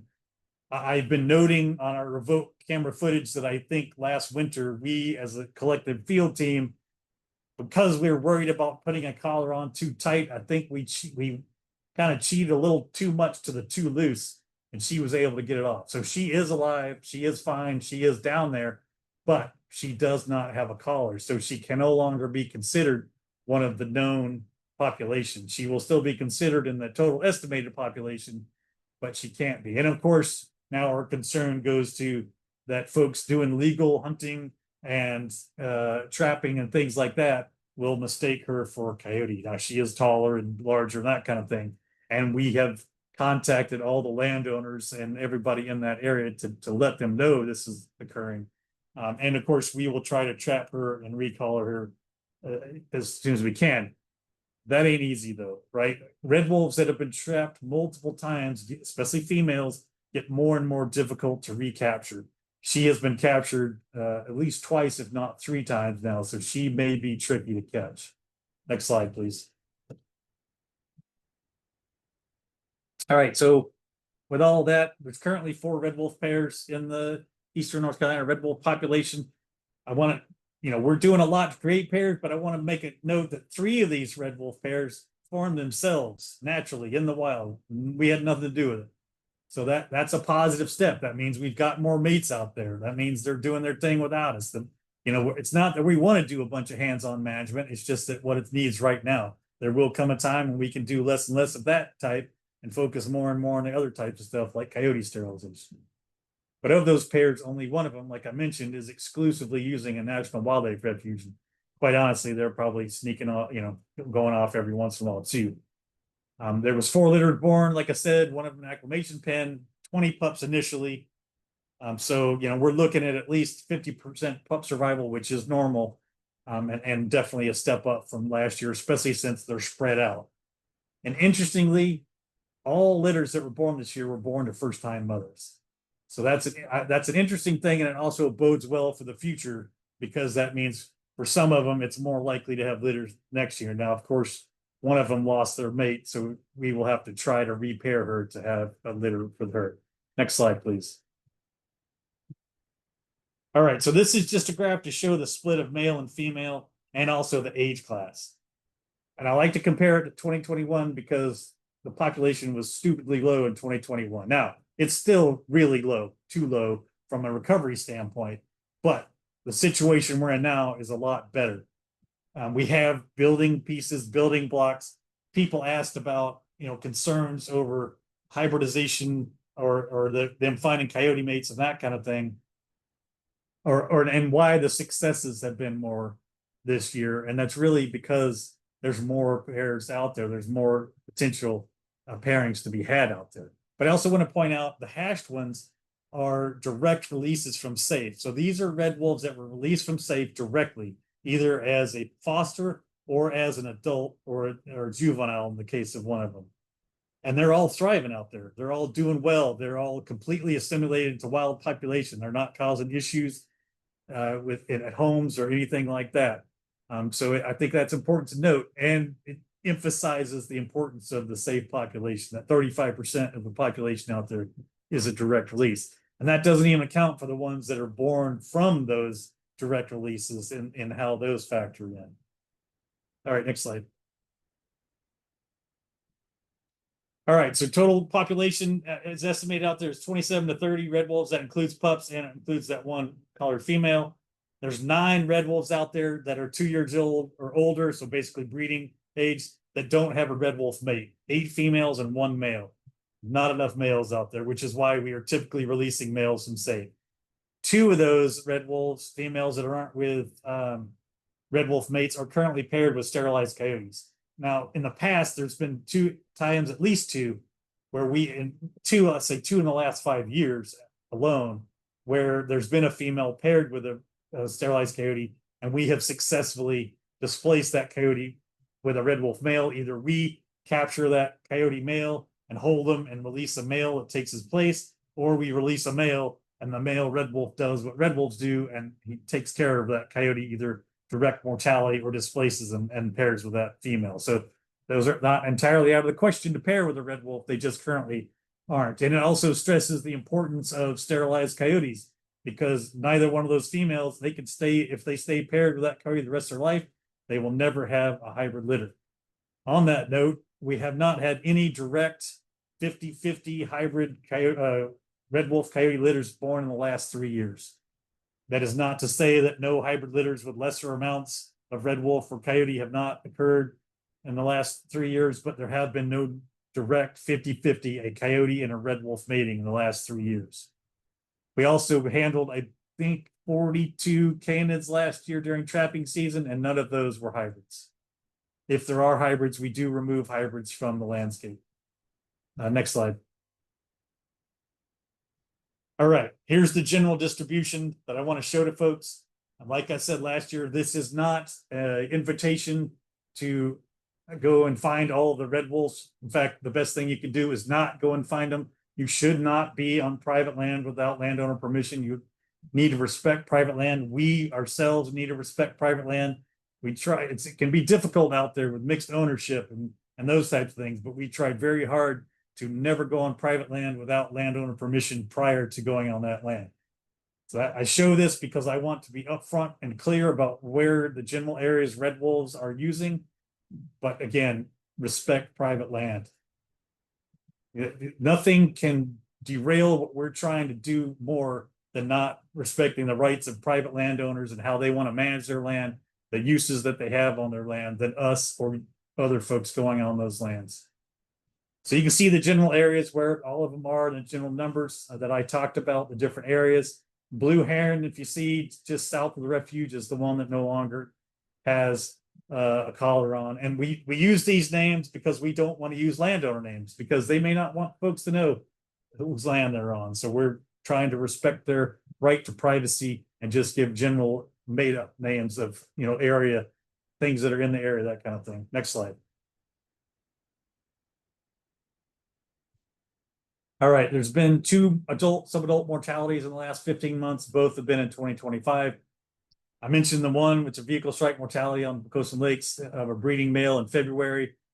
We have taken some actions on that road to try to reduce that likelihood. It's a particular road where there's a particular road with issues. I'll leave it at that. We are continuing to collaborate with NGOs and the refuges on ways to reduce the likelihood of vehicle strike mortalities on that stretch of road. We also had a mortality in late August. It's currently under investigation, and so that's all I'm going to say about that. Next slide, please. All right. Vehicle strike mortalities are the leading cause of mortality the last 10 years. Nobody likes to see this slide. We sure as hell don't like picking up road mortalities. Nobody wants to see it. It's definitely an issue. Highway 64 through Alligator River is a hot spot. You guys all know this. I think there's probably a tie, and I mean, we got a lot of questions ahead of time. I don't remember the total count, but over 80, and there's been at least that money coming in that I was reading and trying to answer or deal with before I started talking. And it's probably a neck and neck tie between people asking about the new reintroduction sites and wanting to know about the highway crossing. So we'll talk about that to the degree that I can. But Highway 664 and 264 are problematic, 64 much more so. 17 different red wolves have crossed or been on that highway over the course of the last 6 years. And of those 16, 7 of them have ended up in vehicle strike mortalities. Not necessarily the first time they were on that road, the first time they crossed it, but at some point. Next slide. We are working with a lot of different people and ourselves to try to reduce the likelihood of vehicle strike mortality by lots of means. As we have the highway signs that we place and we move around, the ones on 64 never move because there's always red wolf use in close proximity. So really need to use caution. That's why we have orange reflective material on the collars. It really does help with visibility. It's not going to save it, doesn't, it's not an end all be all, but it is one way to help. We have flattery on the gates that lead, so there's refuge roads that lead to the highway. We have flattery on that because that will, it makes red wolves leery at least for a time. And we've seen that. We have a camera near one of them, and the red wolf use down that road has gone down since we added the flattery. We also use fox lights. It's not the intended use of fox lights. Those are supposed to be around livestock. And again, the animals get used to them. But we have those on the sides of all the roads that lead to the highway to try to reduce the likelihood that a red wolf will be fed to the highway. And we're working with other companies on some other methods. We commissioned a road ecology study that was completed in September 2023 that helped a lot. We're collaborating on lots of different research that has specifically to do with that, either the spatial movement in relation to roads, deterrent methods, detection methods, things we can potentially do for safe animals to make them more leery of roads. We also created that brochure specifically to address this, and we with help of NGOs have distributed to all of the local area visitor centers, and some of the hotels and restaurants and places have that. And then folks from the NGOs also worked to get it some of the vacation rentals, since there's a lot of tourist traffic flow through here, that they'll actually send that out as part of your reservation welcome package, so that coming in that that you're going to be driving to an area with red wolves. We're also, it kind of isn't quite there yet, but again, someone from NGO worked closely, and we talked to Google and Waze, and there is a message that pops up that says you're entering right now, or I haven't checked it this week, but it was saying it when you first routed yourself through the area. It popped up and said that you were going to be driving through an area with wolves, so to drive with caution. We're working to get it to them to pop it up as you enter the areas of concern. We also are working really closely with DOT and Wildlands Network, their survey crew, because they have a road survey, road mortality survey going on the removal of those roadkill. So anytime DOT finds something, they're letting us know if it's a deer or animals that we feed with, or if it's an animal that we are not able to remove. Typically we go remove it, but if it's a large bear or something like that, I call DOT, they're going out nights, weekends, and getting it off the road. And the Wildlands Network crew, if they find something that we're feeding, they let me know, and our crew goes out. And then there's a lot of locals also that I get you don't want my phone, I'll just tell you that. I get a lot of texts all types of day and night about roadkill, but that needs to happen because they need to be removed to try to reduce. All right, next slide. All right, this is what everybody asked about, right? And I was going to cover it, of course. I would never not cover it. It's a key piece of what we're doing. But because the vehicle strike mortality is such a big issue, the Alligator River National Wildlife Refuge folks and myself coordinated really closely and collaborated with the folks in North Carolina DOT and Wildlife Resource Commission to submit a grant proposal to the federal highways for the wildlife crossing program. So we were awarded that $25 million award in December of 2024. The money hasn't been frozen. It is coming. It is not being slowed down by anything. It is on its way. It is working through the system. It's a cumbersome process, right? None of this is easy. None of this is going to be fast, but we're working towards this goal that that we're trying to reach, and I think we have, you know, a lot of support for. I mean, I know we do. We had a lot of letters of support from NGOs and organizations in the application, and I'm sure that went a long way towards helping us get that grant. Now, this grant is for $25 million, but the total cost of the project, and you have to have a 20% non-federal funds match to get this. And that match is coming out of DOT's general funds, but also private donations that both Wildlands Network and the Center for Biological Diversity secured. So this really is an effort that took a lot of folks, you know, private citizens, NGOs, and federal agencies and state agencies to make this happen. So it is a pricey, and you know, we'd like to cover more. Next slide, please. But that 31.5 million, you know, it's about a 2.5 mile stretch, but you guys know the cost of everything is going up. So that 2.5 miles might have to be, you know, it's a rough, right? These are not set numbers. These are general estimations of what's going to take place. But this phase one, you can see the map. It shows where we've had vehicle strike mortalities. There's that one spot that has the deepest red, the largest red. This phase one, we're calling it, of this highway project is going to place underpasses like you see, underpasses under the road like you see on the right, and then dry crossings over the canal and fencing that will help guide red wolves and all wildlife to these. You can't really tell the scale in that culvert on the right. That is a 10-foot tall, 30-foot wide culvert, right? And we're hoping to put a few of them. But I want to be really clear that this is not a red wolf specific project. Red wolves are one of the many species that will benefit from this. And there will be smaller and different types of crosses and that kind of stuff to accommodate, you know, snakes and lizards and reptiles, amphibians, you know, alligators, bears, white-tailed deer, every species that's out there, turtles, that's getting hit on these highways. This is not a red wolf specific project. This is for everything, for the connectivity of the habitat, for reduction in mortalities, for human health and safety. I also want to point out that some people have thought that we're complete idiots and say, if you put that culvert underneath the road, it's going to fill with water immediately, right? Because eastern North Carolina is wet. There's canals, there's water everywhere. I assure you that is not the intention. The intention is that the bottom of that culvert will be roughly and maybe even higher than where the existing road bed is now. And the road will go up and over these crossings. And then, like I said, there'll be a dry crossing as well.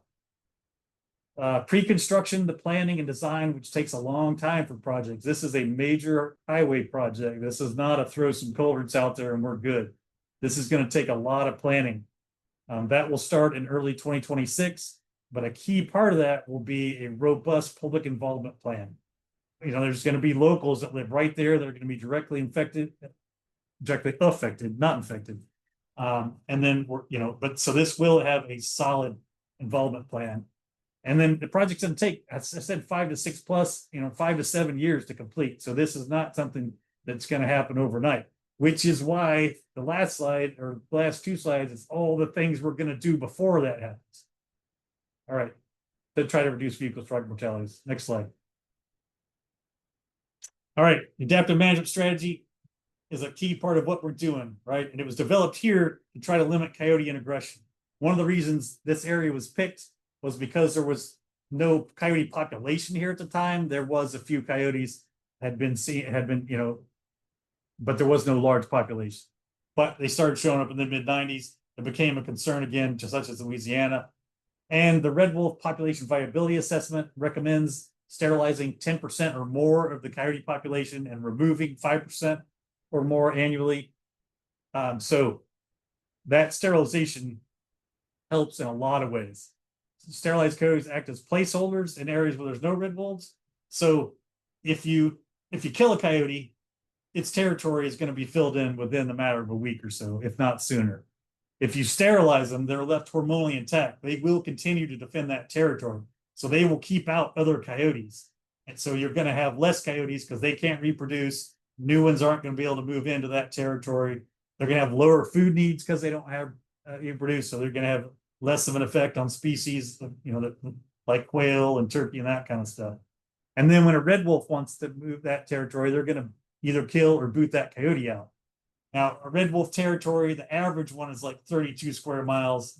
They range from 20 to 80 square miles, but whatever it is, one red wolf territory would, if there weren't red wolves there, would accommodate 3 to 4 coyote territories. So from a number of teeth on the ground, if you want less, canids out there, you're going to have significantly less with a red wolf in that territory than a coyote. And the sterilization just helps with that process. Our goal, based on what I just talked about, is to increase the level of coyote capture and sterilization. And quite honestly, even if you take red wolves out of the equation, most of the landowners we work with and their land management goals, they want more rabbits and quail and turkey and that kind of stuff, and they want early successional habitat.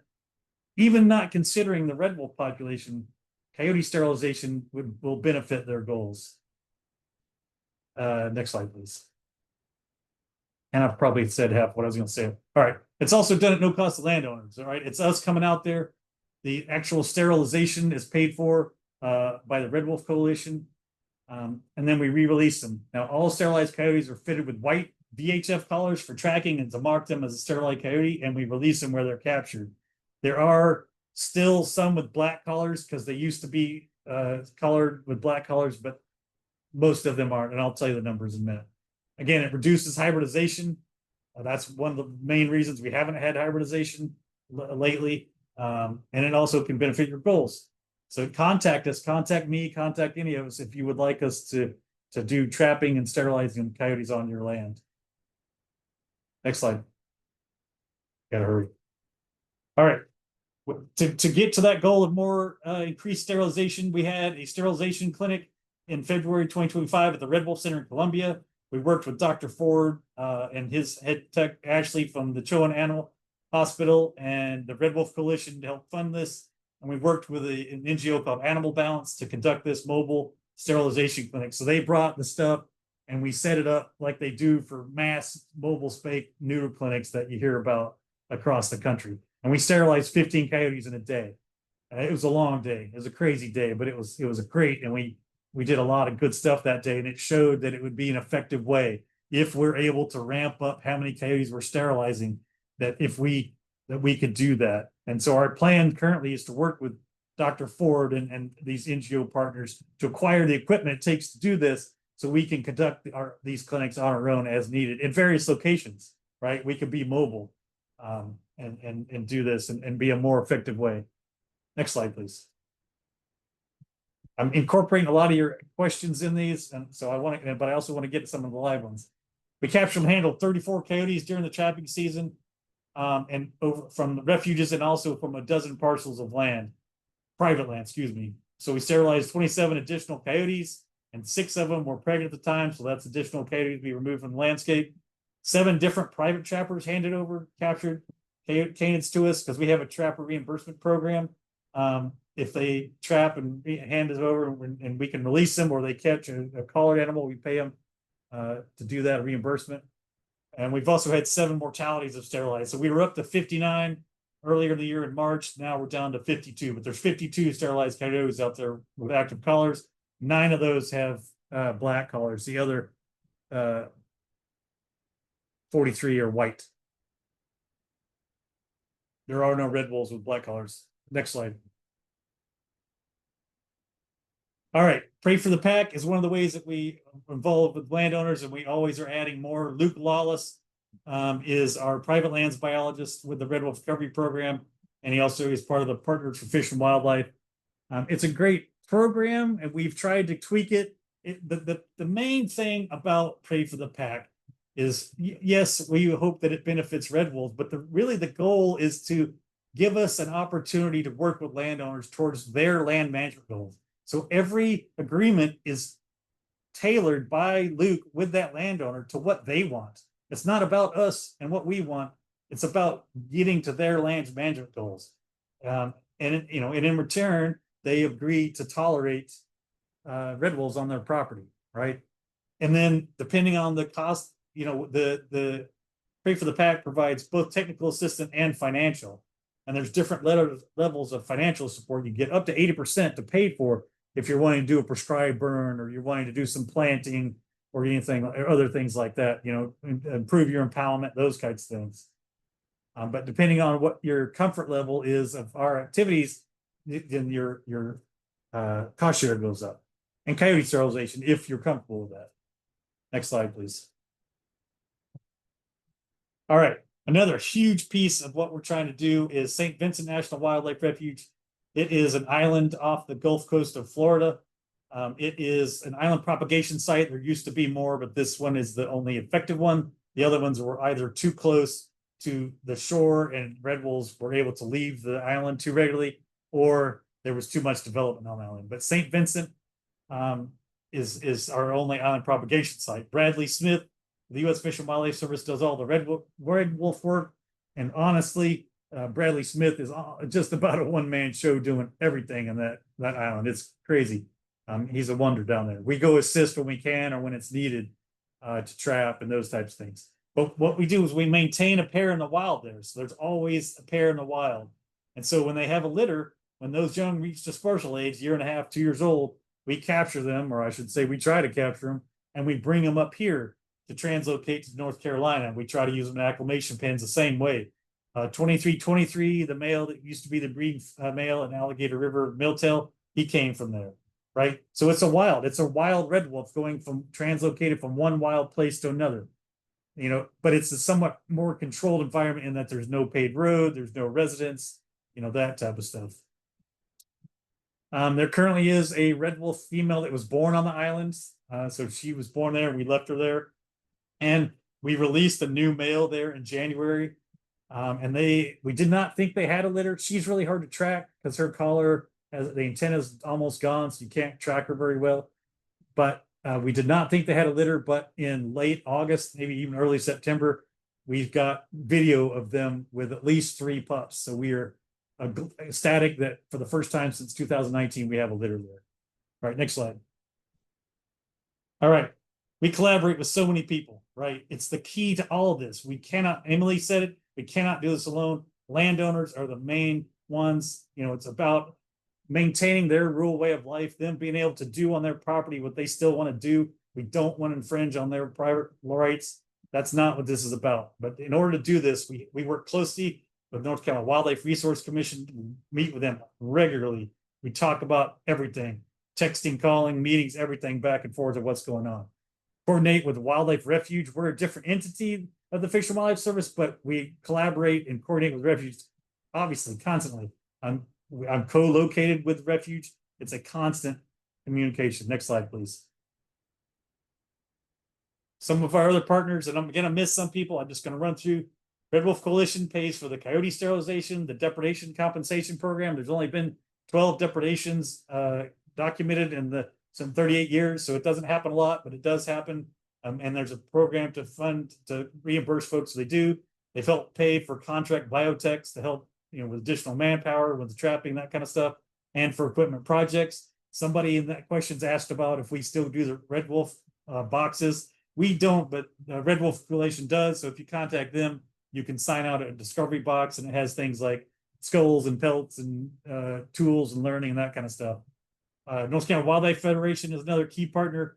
They run the Red Wolf Center under an MOU with us. They fund the trapper reimbursement program. We reimburse trappers over $7,000 this year because of that, because of, you know, to help incentivize, to let us know if they catch anything with a collar, or they catch something they don't know what it is, or a coyote that can be sterilized and re-released. They reimburse them, and they also help fund projects. Next slide. North Carolina State University, can't say enough about what they do for us. I mentioned it already with the help. I also help mentor students there that are trying to develop ways to reduce vehicle strike mortalities with collars or signs that use the collars. And like I said, they give the pen space. Shown Animal Hospital, Dr. Ford and Ashley do a ton of stuff. They actually do the coyote sterilizations. They planned and helped fund the mobile clinic, and they give us local vet support, somebody I can bounce stuff off of. Next slide. Defenders of Wildlife. There's a transfer station right next to Alligator River. Unfortunately, it has open garbage. It's a transfer station. It's not buried there, but it's a detractant to red wolves and bears. Defenders of Wildlife and the American Wolf Fund and several other entities help fund and the county and state, I should say, county of Dare and the state of North Carolina help fund a project to fence that in properly, where it will be probably red wolf proof, but bear resistant, or maybe even bear proof. I don't say, I was a bear biologist in Yosemite for 4 years because I can't say bear proof because I don't think that exists. It's going to be awesome though, and I appreciate everybody I've been wanting that to happen for a long time, and it's great. Wolf Conservation Center pays for all of these collars, and both the GPS collars for the red wolves, the VH collars for coyotes. We couldn't do a lot of the research, a lot of the monitoring, the fostering, anything without these collars, and they pay for all of our tracking equipment as well. Next slide, please.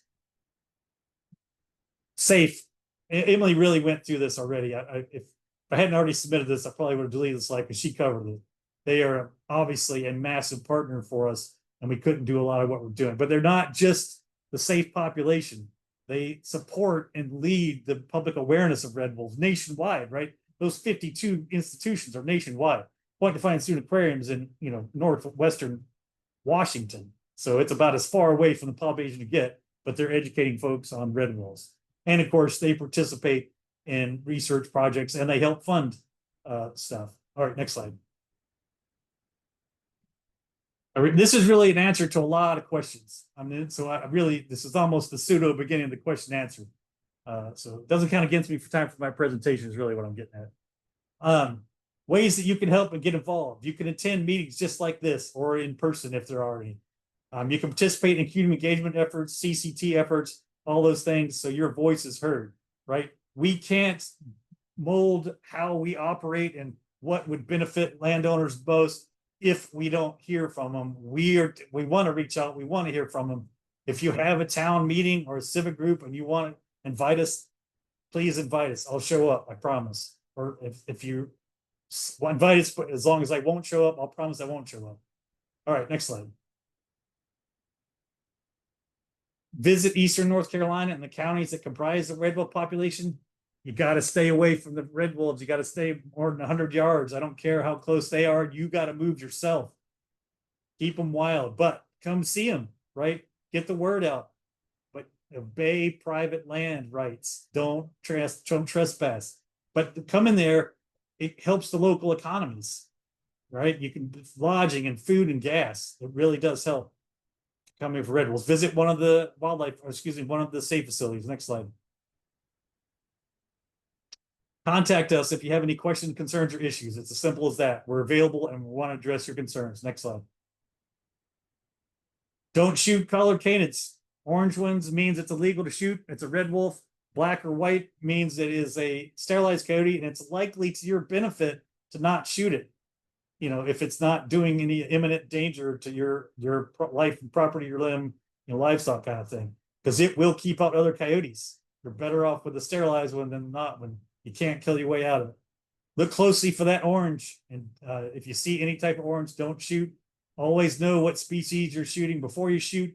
We've got red wolf pups out there on private land now. They're going to be in this hunting season in that stage where they're as close to size-wise as a coyote as they're going to get, because when they grow up, they're going to be 25 plus pounds larger than a coyote. And we have that uncollared adult, so really know what you're shooting before you shoot, and drive with extreme caution in areas with red wolves. Next slide. Come and pray for the pack participant. If you live in these 5 counties, you receive the funding and assistance, or whether you pray for the pack or not, if you want us to trap on your lands and sterilize, you just ask us and we'll work it in. Next slide, please. Visit the Red Wolf Center in Columbia, North Carolina. There is a pair of red wolves there that are part of the safe population that you can see, and you'll also learn even more about red wolves if you go there. Kat Ramos mans the front part of that, the education portion of it. The back part of it is where we do a lot of the like the annual exams, the red wolves there, where we do a lot of the processing and collaring, that kind of stuff. Also, you can talk to Kat about volunteering at the Red Wolf Center if you want to do a tangible, help them with conservation hands-on, or you can contact your local National Wildlife Refuge, whether it's here or wherever you live, to help volunteer. There's been reductions in staff, as most people know, so volunteers can be extremely helpful. Next slide. All right, just again, I want to emphasize, we're committed to this and available to work with landowners and folks that have questions and concerns. There's all of our numbers. There's a Red Wolf hotline. If you want to call and talk to us, Emily's number, my number, Luke is our private lands biologist, but really you can call any of us, right? If you have Morgan Lewis's phone number, call Morgan Lewis. If that's the contact you prefer to contact. There's no right person, just get in touch with us. And these numbers are posted on our website as well. Next slide. All right. Great job, Joe. We are going to give you a moment here to catch your breath. We will not take a full 5 minutes, but let me know when you're ready and we'll get started with some questions here. Yeah, let's just go. Let's just go. Okay, next slide. All right, I'm not gonna go fully through this again, but if you have any questions, please do use that chat feature. We have a picture on the screen here. We have several questions queued up to answer. We'll go ahead and start with 2 pre-registered questions, and then we're gonna get through as many as we can here. If you need any technical support, send a chat to us and we'll get you that help. Next slide. All right, somebody asked about the dispersal of 2411. He was born in Alligator River National Wildlife Refuge in 2022. So he was one of the first litters we'd had born in a while. And he has moved himself over to Coastal Lakes National Wildlife Refuge with no help from us. So it's kind of difficult to see, but if you can see all those blue, light blue, turquoise dots are his movements. So you can see the concentration of movements on the Alligator River area. I don't have a pointer, right? There's no way for me to use a pointer. Or is it? There is not, but Claire Okay. can follow around. Okay, so the cluster of points in the upper right-hand corner, or up by the cluster, there we go, those. That's Alligator. That's Milltail. That's where he was born. That's not going to work. That's fine. So he started moving last fall, early winter, and you can see his points that go down the south, and then on private land north of Lake Mammaskeet for those that know the area. And then he moved himself over, and you can see now he's stayed over in the Coastal Lakes area. So that was all on his own. Now, the key points I want to talk about are that, that's over 75 miles, as if you do the points, straight points, point to point, that he moved on his own. There's a coyote population out there. There's a significant coyote population. I don't know what the population is. There's an estimate. I don't, ranges somewhere in the 1,500 to 2,000. I don't really know. I probably shouldn't even throw out a number. But there is coyotes out there. He went through all of those coyotes, right? Hypothetically, 50% of them were female. So he came in encounter with a lot of female coyotes in that movement.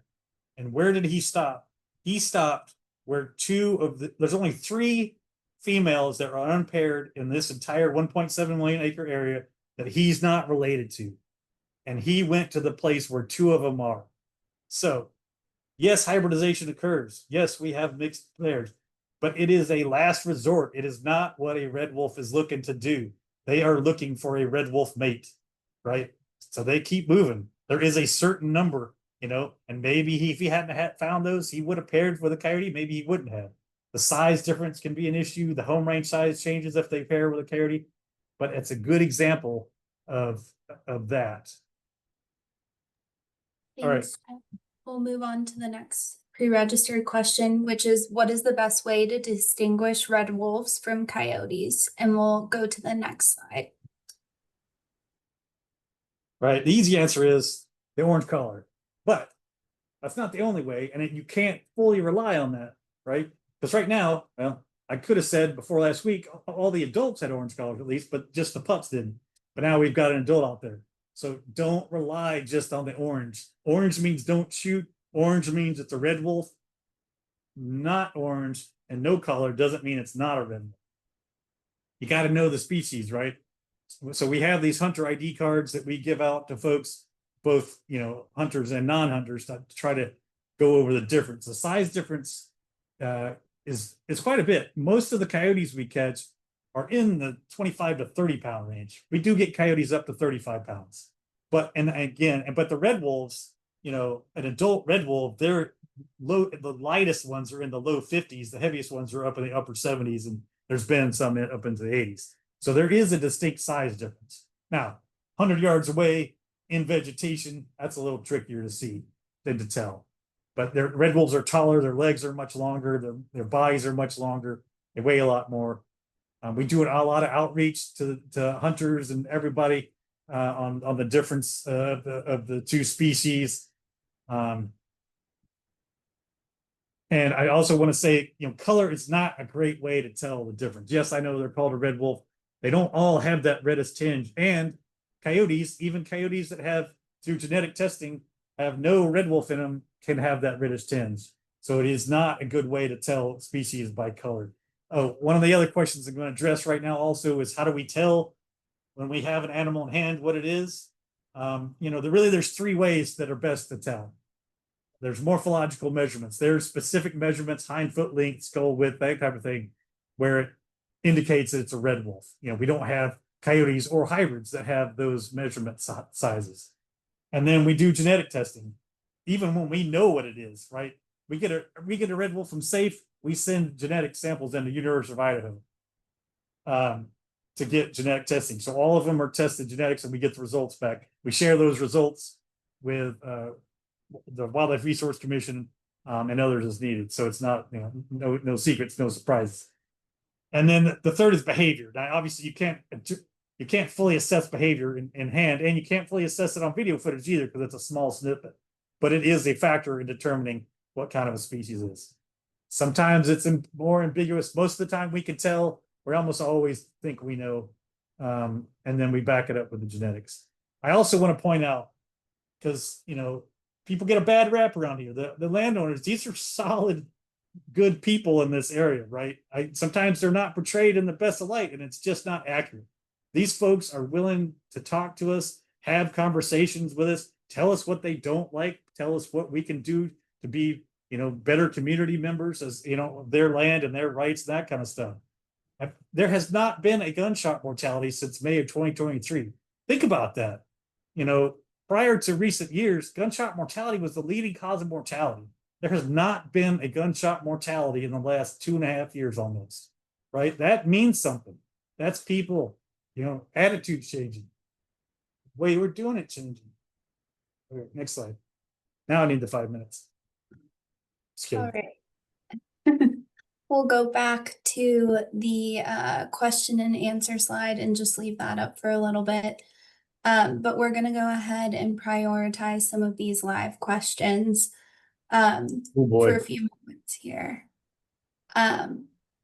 So I will start with live question number 35 in our sheet.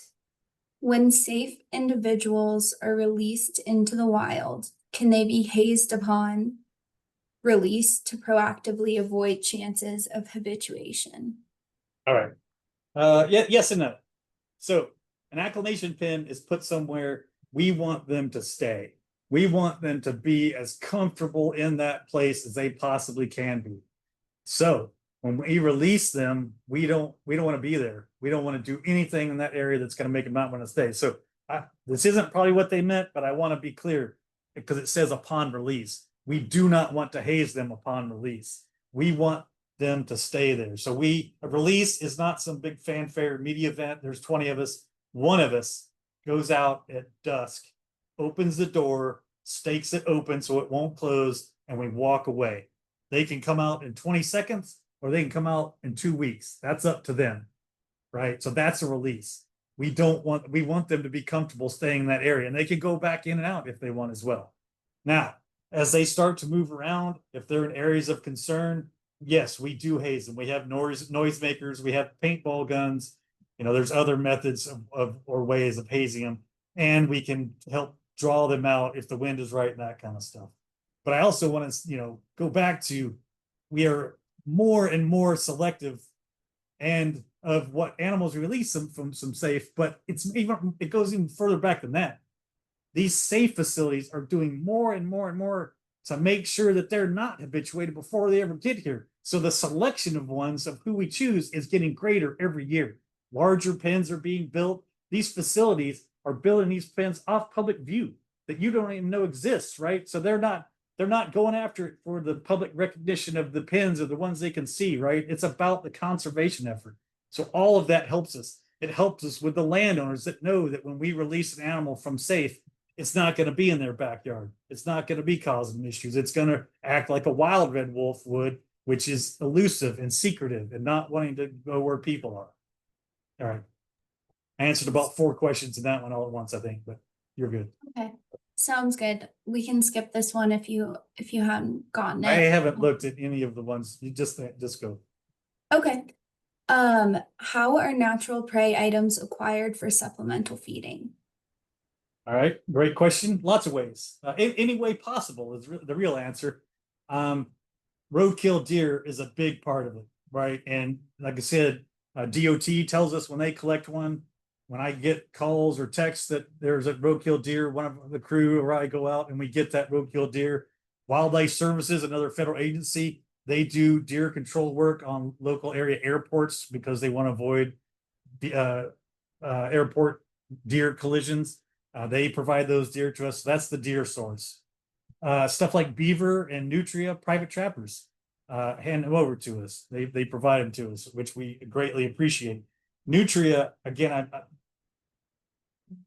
red wolves love nutria. I mean, they pound that stuff, and in the wild, 24/11 over there on private land outside of the Pungo unit, he takes out a lot of nutria. And there are some folks that not necessarily big fans of the red wolf program that will acknowledge that there's a lot less nutria, which is not a native species. There's a lot less of them around when red wolves are around. And I might add, there's more quail around when red wolves are around because they take out the mesopredators that feed on quail and quail eggs. We also purchase some. The frozen rabbits, we purchase them in rather large quantities so that we have, and rats, so that they mimic them. So in the pens, right, especially an animal coming from the SAFE program, we don't release them and expecting they're going to be able to take down a deer, even an injured or sick deer, which is what red wolves typically focus on. That's not realistic. So most likely, and what a lot of the family groups focus on, is smaller rodents catching rats and field mice and rabbits, that kind of stuff. So we feed a lot of those, so it's more of a transition to what they should focus on in the wild. Next question. Thanks, Joe. Are the pups with abdominal transmitters will they still be collared? Absolutely. Yep. Because it doesn't matter what color that abdominal transmitter is, people can't see it. So as with all pups, when they reach about 8 to 9 months old and they're large enough to carry the weight of a collar, we will absolutely try to catch them and collar them. And I say try to catch and collar them.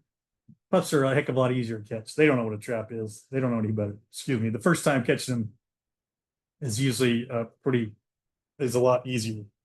Also, we'll take this opportunity because it was a question asked, and we get asked this question a lot. People think the collars are real heavy, and how can you do this to them? And that's way too heavy. It looks massive, and it really isn't as massive as it looks. Even I see some pictures like, damn, that collar looks big, but they're really not that heavy. Research on predators and this type of species say you can put a collar on that's up to 5% of their body weight. We don't go that high. We won't go more than 4% body weight.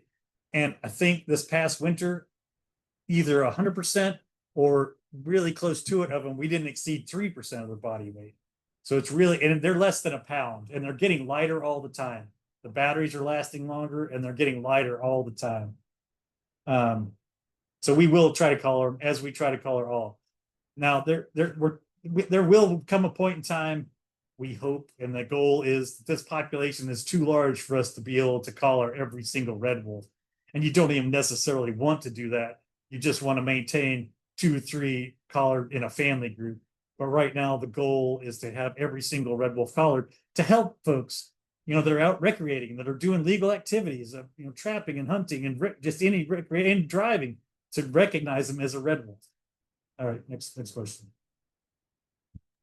All right. Can you put either our contact information or the website slide back up now? I think folks don't know how to ask the question by now.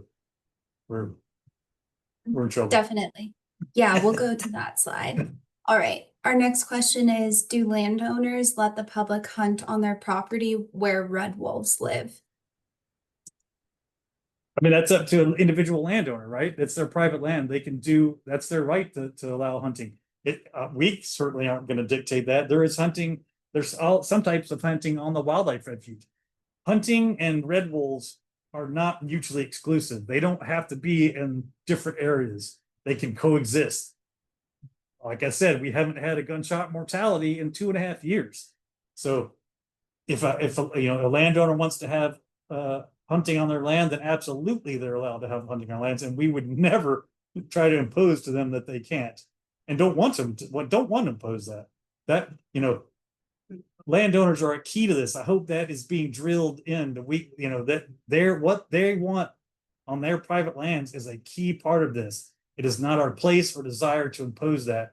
We have to acknowledge and want to acknowledge their rights on their lands. So absolutely, they can have hunting on their lands. All right, next question live from the chat is, has there been any talks about using deterrent methods for roads on wolves in the captive safe population prior to translocation? Yes, we have. You mean like set up like a dummy vehicle in a pen or something like that? Yeah, we talked about it. I don't think we've struck on something that we feel is a way to do that. How do you mimic a moving vehicle? Because even if you had a real vehicle in their pen and they got shocked every time they got within 100 feet of it or something, does that really mimic the situation in the wild where it's dark and there's these two bright lights moving at 60 miles an hour? So, we're open to ideas, but just recognize that we've thought of a lot of ideas too, and there is no way to implement them. I guess that's the best way I can answer that question. All right, another one here live from the chat. How much does 2191M weigh? 2191. 2191. He's a big one. He's lost a little bit of weight. He actually weighed more when we released him. He's thinned down to a respectable red wolf weight. But I don't know that he's the heaviest one now. I think his weight last time we weighed him was 72 pounds is what's coming to my head, but I could be off. He's in the low 70s. But he's not the heaviest one we've ever had. And he's an older one now. I think he's either 8 or 9 years old now. So he's been a great red wolf. He came from Wolf Haven International in Washington State. And he's been a great, and I'll give them a plug too. 2 of the biologists from the program are there right now as part of our continuing education on capture and handling and mobilization are at Wolf Haven as we speak. So one of the many great safe facilities. Life expectancy, I'm going to answer another on the fly. Sorry, Megan. Life expectancy of GPS collars. So we were reluctant to switch to GPS collars at one point because the battery life wasn't great. We really only want to catch them once now. Back in the day, the life expectancy of a GPS collar was only like 2 years, which isn't great. The life expectancy of a red wolf that dies of natural causes is around 9 years old in the wild. If you factor in human cause, it drops over the course of the program to 4 years old. But as we go along, hopefully that will go up. But anyway, so we want something to last longer. And again, I told you there's different settings. What setting you have it on also plays into how fast that battery power will deplete. So we try not to have it on more points than we really need or are necessary for what we're trying to do. So with the normal settings, which is the point every 13 hours, sitting at every 2 days, those collars last, the GPS function lasts about 6 years. And then the VHF function, which we have to go out and manually track, lasts about another 2 years after that. So in theory, that transmitter will last the life of the red wolf. Next question. Alrighty. What resistance do you encounter from farmers and other citizens? Well, I kind of alluded to that already. Hold on, me. What is there a number on that question? That would be 3B.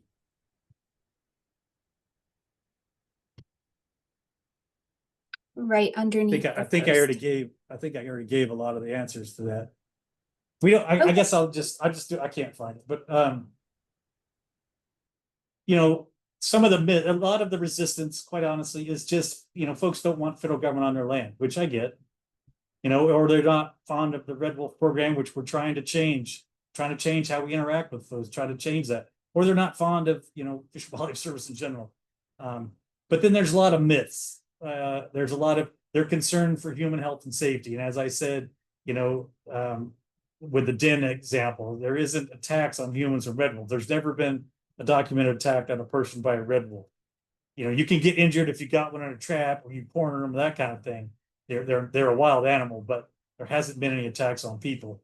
And they express concern about their livestock, and it's a valid concern. It doesn't happen to the degree it happens for other wolf species in other places, but it does happen. There's been 12 incidences. There's probably been some more than that we haven't documented, but I don't think there's been a significant amount more of that because people tell us when it happens, right? They want us to know what the red wolves have done, and we want to be able to reimburse them. So that's one of the concerns. And then there's a concern about prey species, that they negatively impact the population of prey species. But, they're going after the sick and wounded and young deer. They can't take down a full-grown deer on the regular. It's extremely difficult for red wolves to take down a healthy full-grown deer. And it's a big energy expenditure and typically isn't going to be successful. So they weigh that. Is it worth it? Right? So they're going to focus on the old and the sick and the dying and the young, and on smaller prey that they won't easily be able to catch, like raccoons. Eat a lot of raccoons, possums, nutria, that kind of stuff.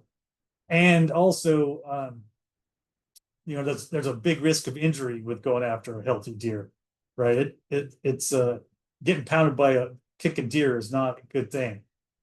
So I guess what I'm saying is, I'm not saying they don't affect the deer population, but they don't have a massive negative impact on the deer population, and they boost other populations, like I said, quail and turkey and those types of populations.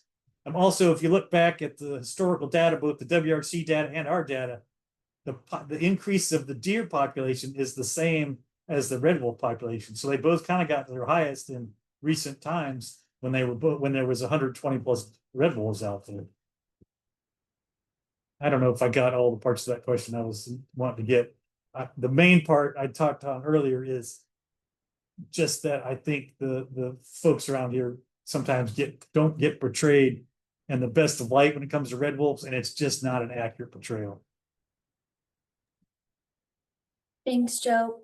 We have time for one more question, so we'll go ahead and go to that one. And then we'll leave this slide up and put the information on the chat for what we didn't get to. You can submit those questions, or we'll provide answers via email. We have all those questions recorded. So the question we will end on is, what does the red wolf future hold after the sad death by car accident of the male? That one I want to make sure I touch on the points that I want to touch. So the first part is, it's kind of telling that I can't tell from that question what male they're talking about that was a vehicle strike mortality, right? So that's the first thing, because there's been significant ones. Each year it seems like we have a significant vehicle strike mortality of a male. So I don't know which one they're referring to, but and every loss of a red wolf at this low population numbers is significant, right? The individuals matter because they matter to the population. I went through this at length last year, because we get accused of caring about the population too much or caring the individual too much, but they're a part and parcel of each, right? It's not that we're, sad that particular red wolf gone because of his individual being, but because of their key to the whole population. So every loss does matter. But I hope what folks have learned tonight from Emily's presentation and mine is that there's a lot of positive momentum, right? The population is headed in a positive trajectory again, and we're doing it differently than we did last time. And we're doing it in the face of other adversity that we're addressing, and we're trying to address head on. We're trying to involve the community more. We want to be talking to the local communities so we can tweak what we're doing. We can't do it alone. We want to be involving the NGOs and the state agencies and the tribal folks and the universities and research. There's so much proposed research now. My head is spinning with it on red wolves, things that will benefit landowners and benefit red wolves and benefit, the rural way of life and refuges and all of that. It all gets summed in. We're finding ways, we're reducing mortalities. I know, I talked about a few mortalities, but put it in perspective. A few years ago, there was 11 mortalities in 1 year, right? We have had 2 this year so far.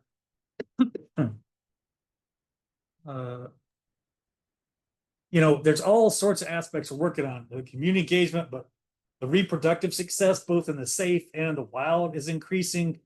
The genetic diversity it's crazy to me that 50 years really since the first captive breeding started, we still maintain an 88% genetic diversity.